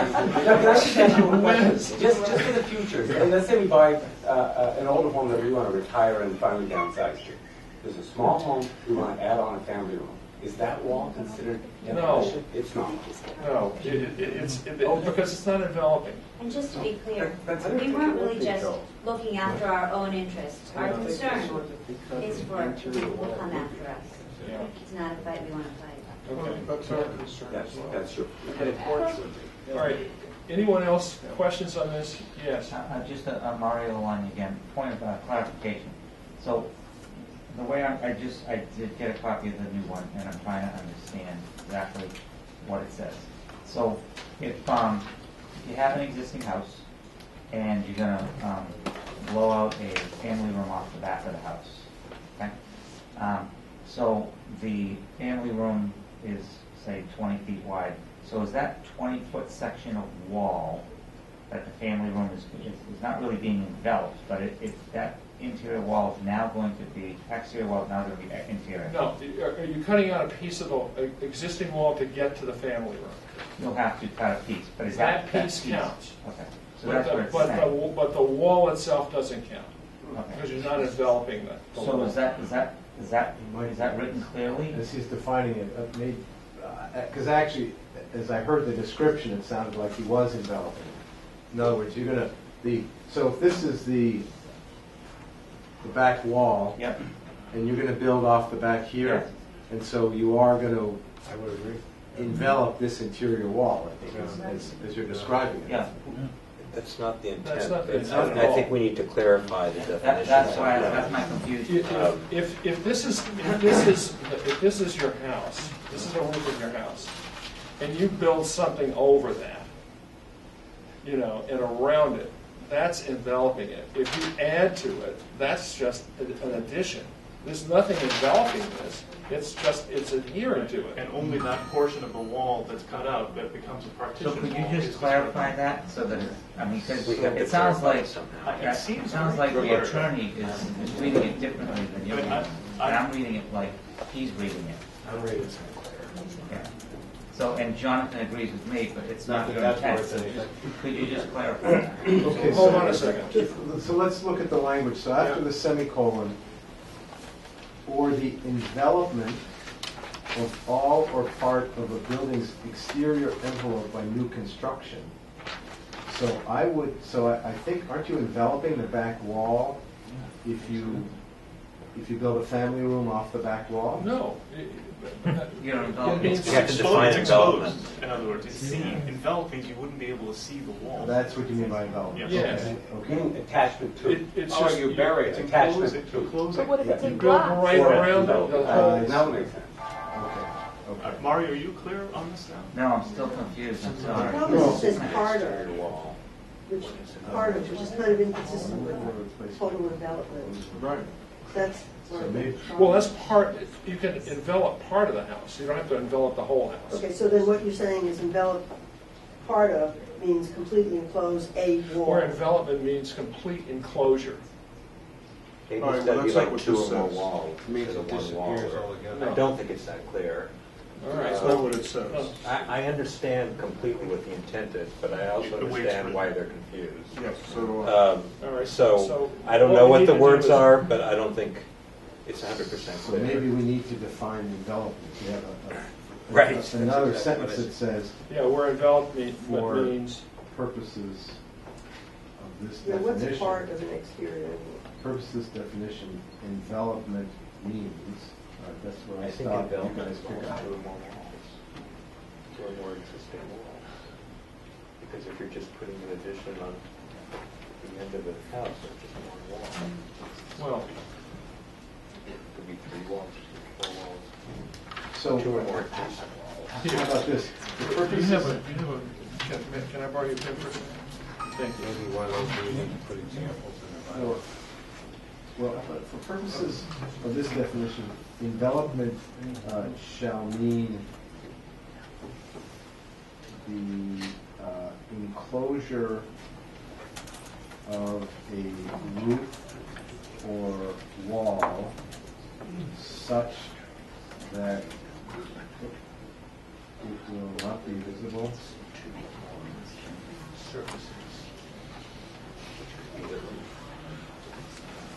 So, and this is just a working thought. For purposes of this definition, Yeah. envelop shall mean the enclosure or the enclosing of a roof or wall such that it will not be visible, more From the outside. from the outside or the inside. See, again, the addition off the back. No, the wall could be visible, from if an exterior wall becomes an interior wall, it could be visible from the interior, and it's still enveloped. But I think what I heard Al saying is that if the family room's built off the back and most of this wall is saved except for a doorway that's a pass-through, some kind of... Well, why don't we say where both surfaces of the exterior enclosure becomes incorporated into the building's interior. So the wall, the inside and outside surfaces become part of the building's interior. Then that's not development?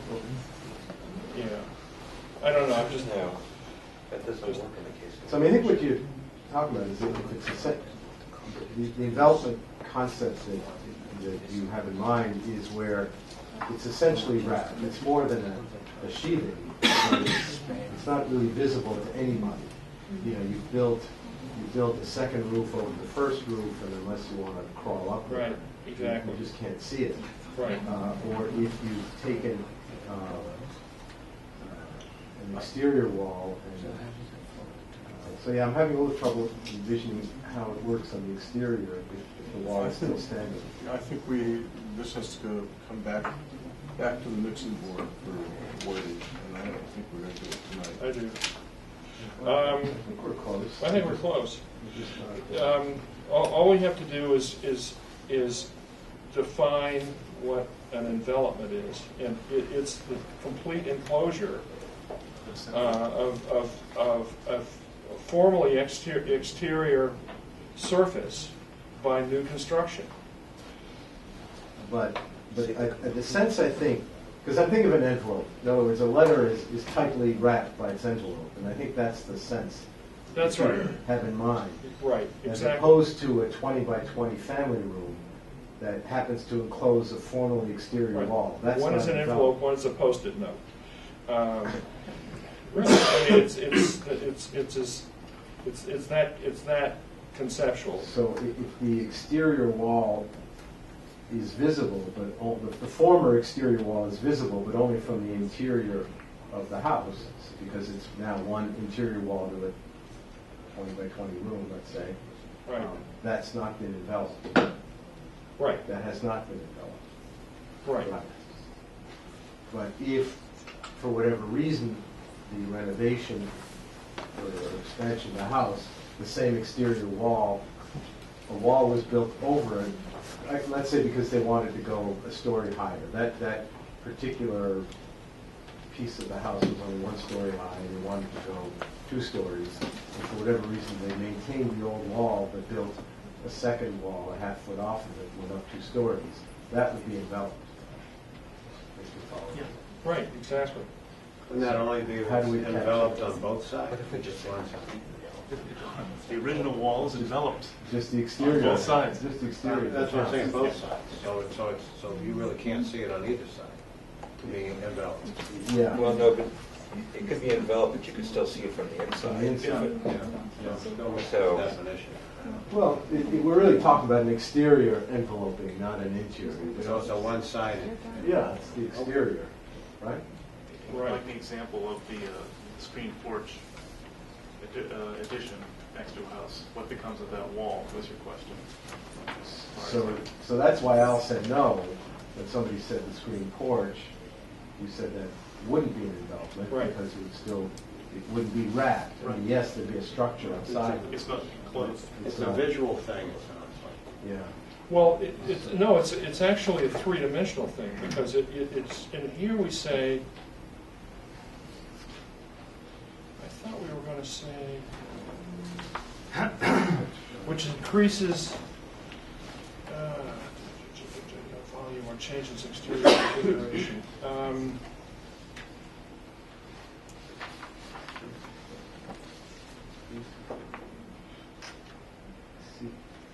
Yeah, it changes.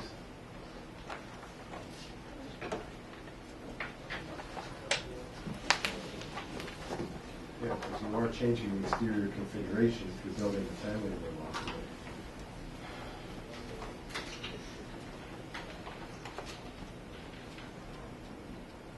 Right.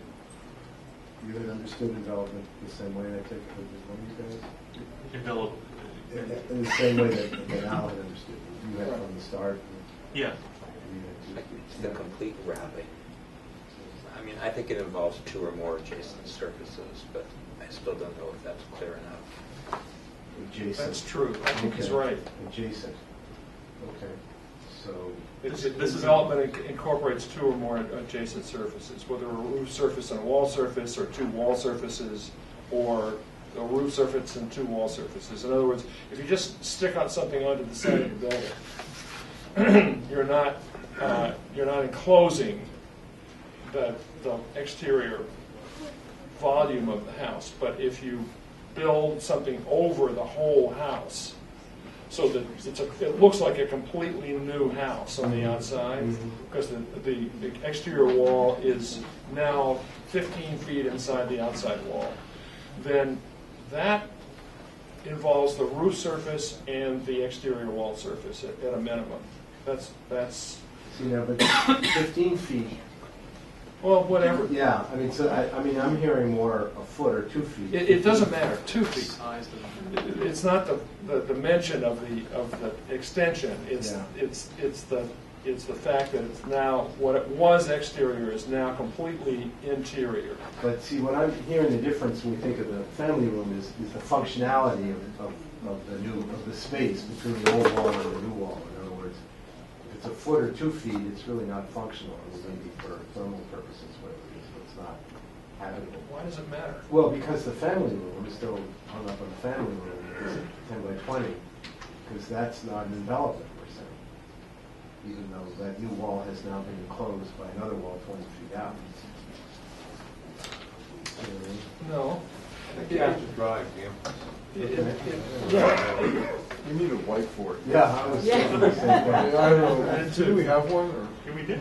can we get a whiteboard so that, you know? Here is the Without house. question. Please. And this is the new addition. So this is new and this is old. Okay? This is completely enveloped by the new construction. Cross-section. Yes, a cross-section.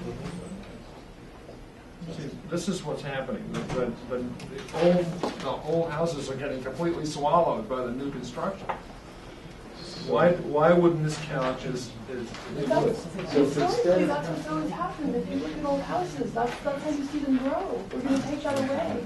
No. That's not the way it's done. It is. I have a house just like that. Historically, this is Historically, the not house the way was it's done. 1693. You can see the exterior. But it's not going to take it away. It doesn't mean you can't do You it. can do it, it's just, it just. It's not going to incentivize people to go to tear it down. Why don't they have an old law there? And that would be complete demolition. Right, it wouldn't be substantial, it'd be complete. Instead of doing that,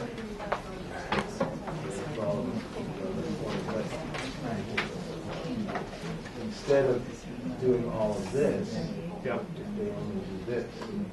Well, then at this Marty's point, in terms of this wall, is this wall enclosed was the operating question. Right. And the answer is no. No, because not two here, surfaces. this surface and that surface are both incorporated into the volume of the house. And so is that going to be true here too? No, it's not incorporated into the volume of the house, it's a conjoined plane. Well, you're going to have to have a roof on it, though. Yeah, it's going Right. It's a conjoined, this is a conjoined plane. Yeah, but you have to have a Opposed roof to on that. a That's total an incorporation. incomplete drawing. I think what you say is the total incorporation of the existing construction by new construction. It's that you're totally incorporating this whole part of the existing construction into the new. But you can't necessarily say total. But this one, you're saying it's going to be a flat We're only roof. talking about If it's that. That portion, that's why I'm talking Right. about the part. The part that's being This is going to have to be a flat roof, or it's not that down. A new screen Right. porch. But otherwise, you're going to have to A have a new roof, and then plastic it'll sign. be back to second. What about if you Now, put this is aluminum an option, siding? even though we're That's new construction. touching Saying the on adjacent surface. two planes. So that definition doesn't apply. It's not, but it's not, this isn't totally This is going to incorporating incentivize people to keep old houses. the They're going to go existing construction Right. in the new. That's why I think you've got to talk about the total incorporation. But every old Is it always going to include a roof? No, not necessarily. So you're saying this is not an development? Correct. Right. This is an addition, but it is. Because it's not It is a touching total two surfaces. incorporation of the existing construction. What if you put by the vinyl new siding on it? Well, that's sheathing. That's Yeah, we're not talking replacement. about that. Right, that's- We already that's addressed exempted. replacement. That's sheathing and bad Please too. don't put vinyl siding on anything. That and fire. Sign I'm on stuck with how to capture that. Why don't you just say total incorporation of the exterior envelope by the new construction? Total, so, or incorporation of the total exterior envelope. Or, see what I'm saying? Not the whole envelope, just the Yeah. part that's totally incorporated. So the adjective was in the right place. Yeah. Why don't we stick with the percentages that we have in terms of the amount of incorporation of the outside envelope? Well, because we don't have it. I thought we had. There are percentages. There are percentages. in place, but No, that's a substantial demolition. We're trying to define what that means. yes. Right, and we've got percentages in that. Yeah, we do. But this is. Why would we keep the same percentages? We are. It's what's counted and what isn't. Right. Excuse me, I think my concern is that in many instances, when there are old buildings like this, if the exterior wall is used as an interior wall, I think it would be a method to save the structure. look nice on It's fine. You don't have to actually take the wall down. You just count it as part of It the shouldn't be a part of demolition. demolition. Well, I know. But it might incentivize people to just go with complete demolition rather than have Just say some the total strange wall. incorporation, and then we'll So- do some The character is going to be lost. diagrammatic Complete illustration. I think so. The envelopment shall mean the Total incorporation total of all or part of the exterior envelope. of all or part exterior envelope. So the total incorporation, so the envelope can't just be a vertical wall, it's going to have to include a roof element. You guys are all clear on this, right? Yeah. So Could just, also include two walls. But Corner? that's, yeah, that's okay. That makes it clearer, actually. encasing existing wall between two new walls. Yeah. Okay. So I think some drawings will be. Yeah. Yeah. We'll do some- That's good. so Joe, just for the record, so people have an idea about Yep. the effect that this would have. If these are used in that calculation and it triggers the rule, Could you cite for everybody what that rule is and what the effect would be? Well, so this all counts towards, I'll read the definition. Destruction, so there's a phrase substantially demolished. And it is defined as destruction of more than 50% of the exterior walls of a building, and destruction of more than 75% of the roof of a building. And I'm going to find the other.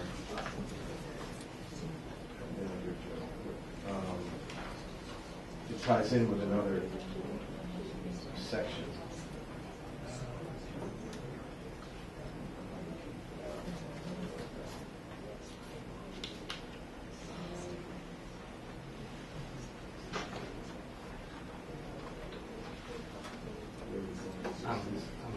Look, I know you're looking for where it's substantial. Actually, isn't it's the definition of replacement construction. Replacement single-family dwelling.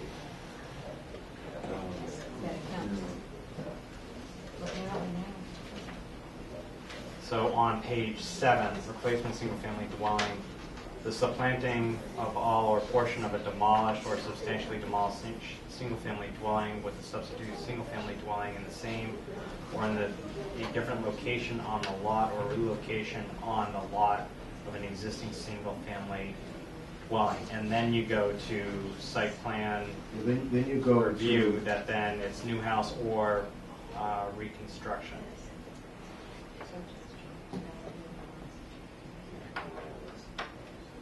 What section or page is that of the Well, so then you go to pages 16 and 17. So the by right use of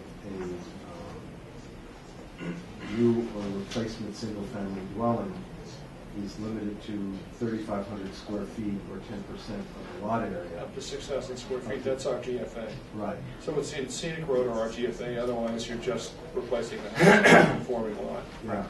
It's just whether it counts as replacement or an addition. One thought, should say it, but why not make it simpler? Up to 50%, say 60%, just say if an exterior wall ceases to be an exterior wall because of the addition, count it, just make a figure higher, it's certainly easier to administer.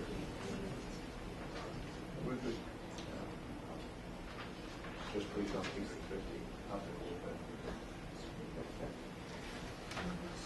That's one objective, easy to enforce.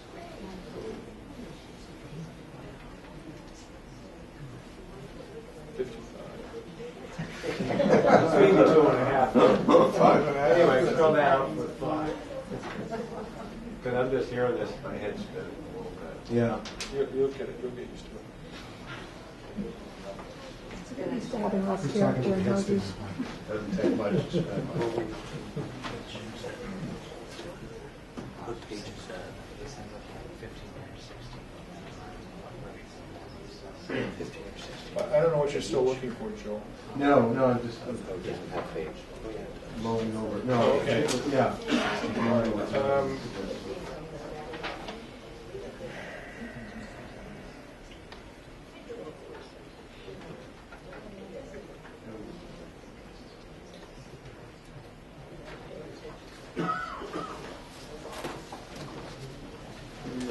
Where are we at?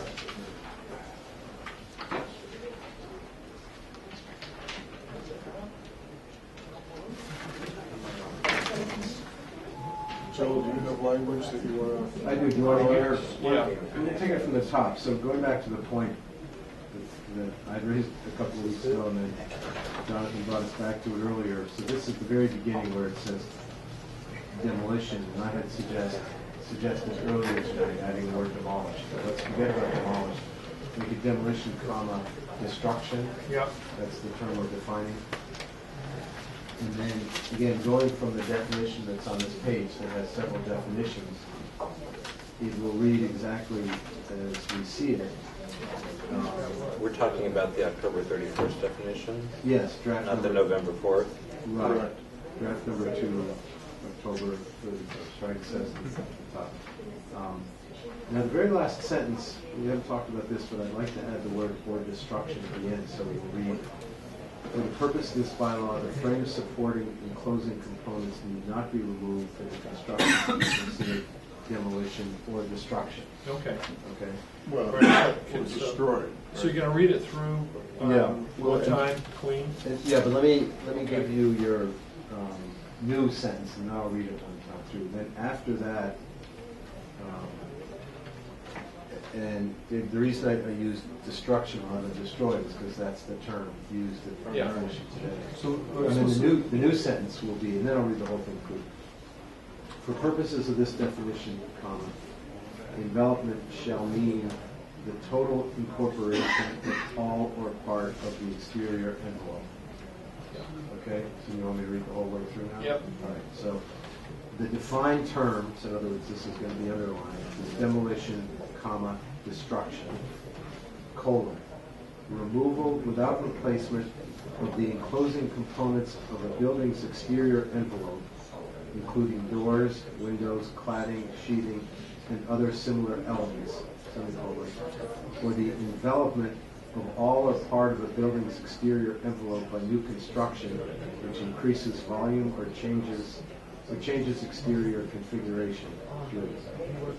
For the purpose of this bylaw, the frames supporting enclosing components need not be removed for the construction to be considered demolition or destruction.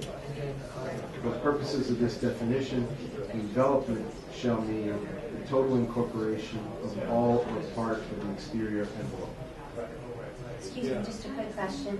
Could you also include in here, in order for this new definition to be applicable, that the RGFA regulations, just as Jonathan was saying before, be increased, that it not be a 50% rule, and if you're going to, incorporate this definition, that perhaps it should be 60 or 65%.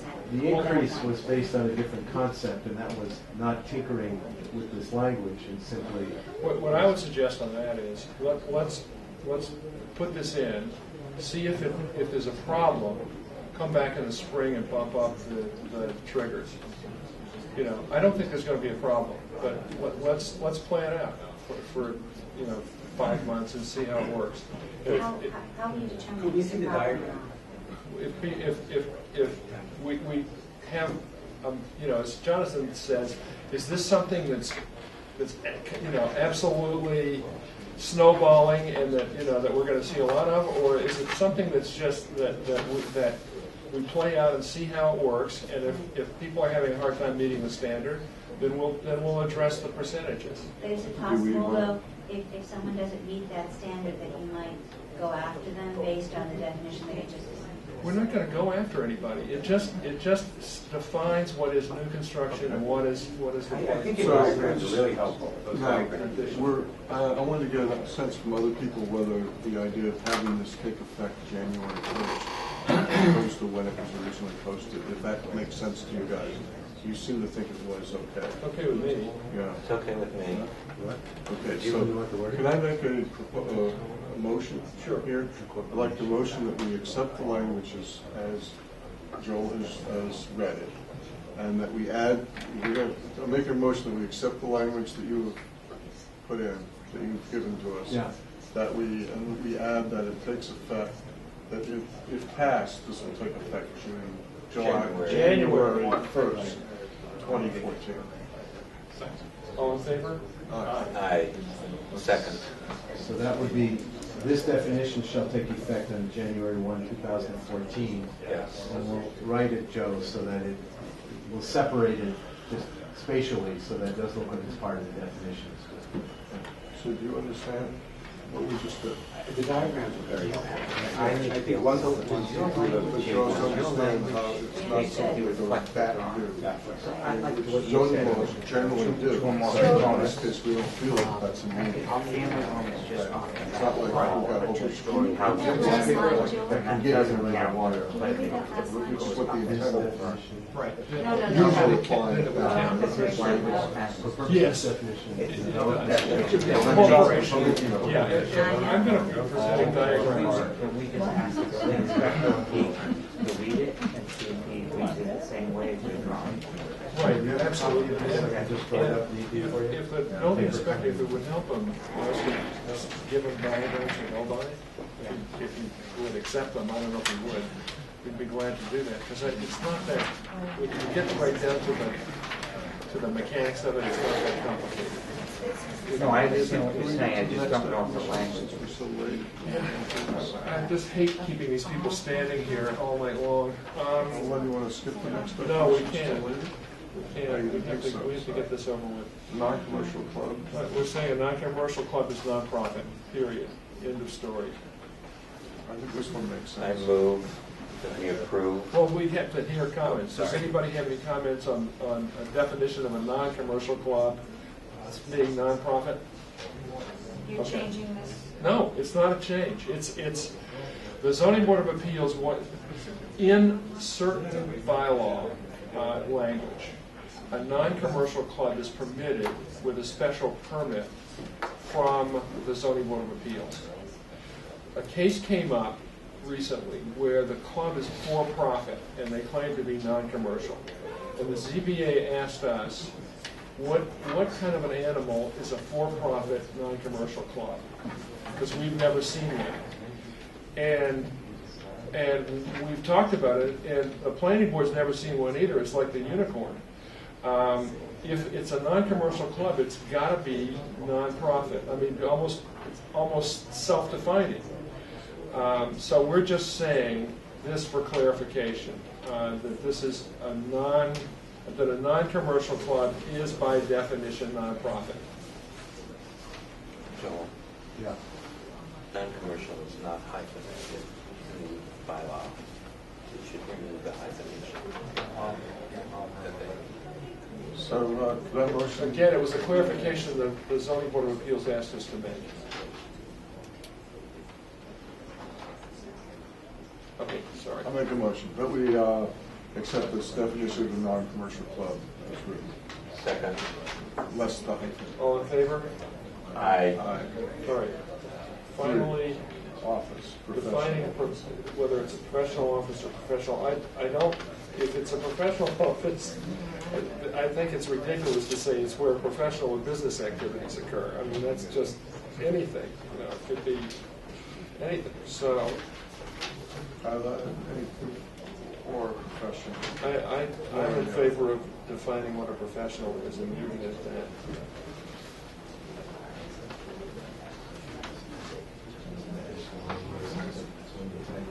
These have different things. There's two definitions.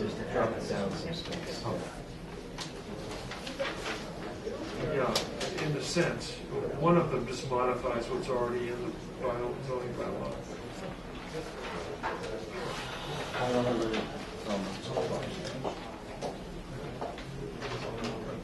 Joel, Yeah. you say person formally certified by a professional body belonging to a specific profession, or just a body? Or it should be belonging? or, I think. Or I think it should be or, yeah. Or.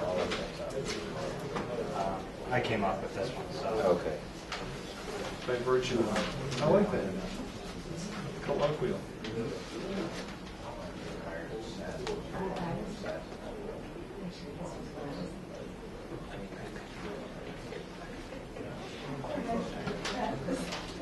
Usually be measured.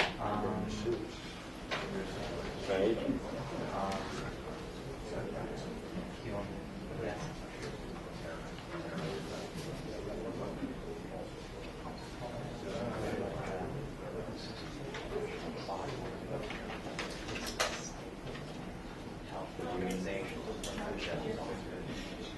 A regulatory body?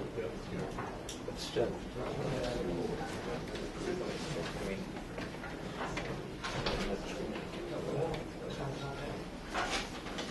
I mean, The professional definition is a tough one also, just as separate, the last sentence is not a complete sentence, I think. Yeah. Doesn't. You never begin a sentence with "and." Right. It's just a continuation of the previous one, but. Yeah, use the last sentence. I don't, yeah, I think. Yeah. Leave that. That's pretty broad. I mean, you just rent it to television. I mean, Sorry.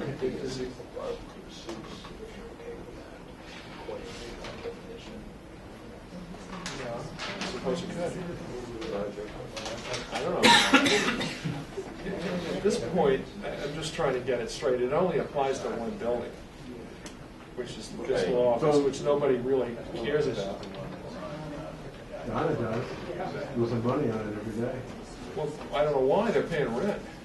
Well, there is someone, they went, Yeah. they did go in? Yeah. Oh, oh, good.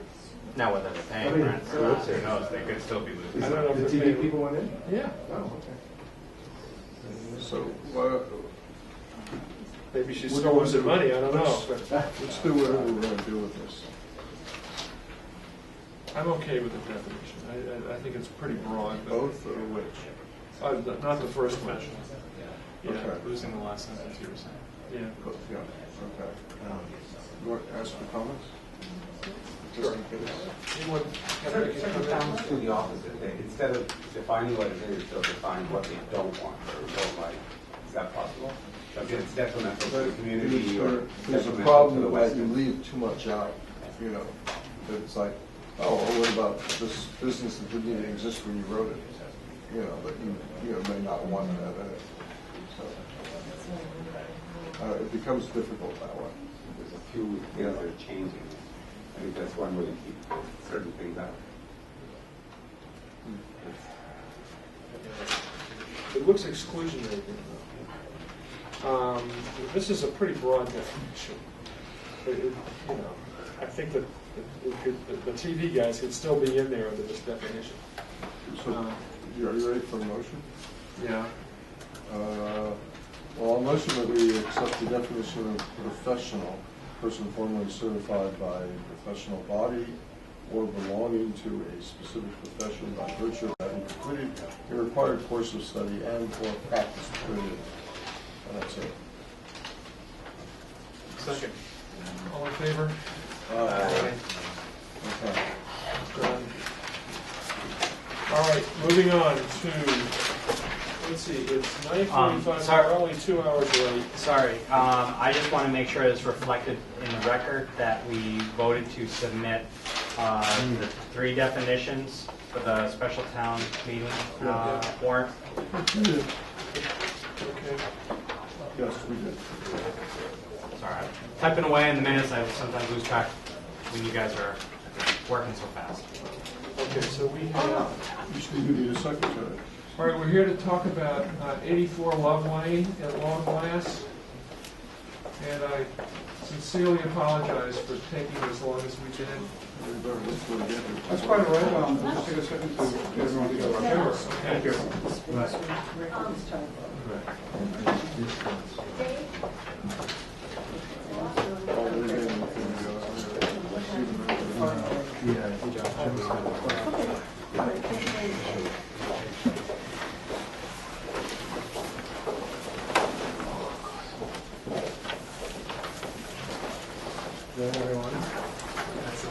Thank you. See you tomorrow. Where's best to sit up? Yeah, right there is good.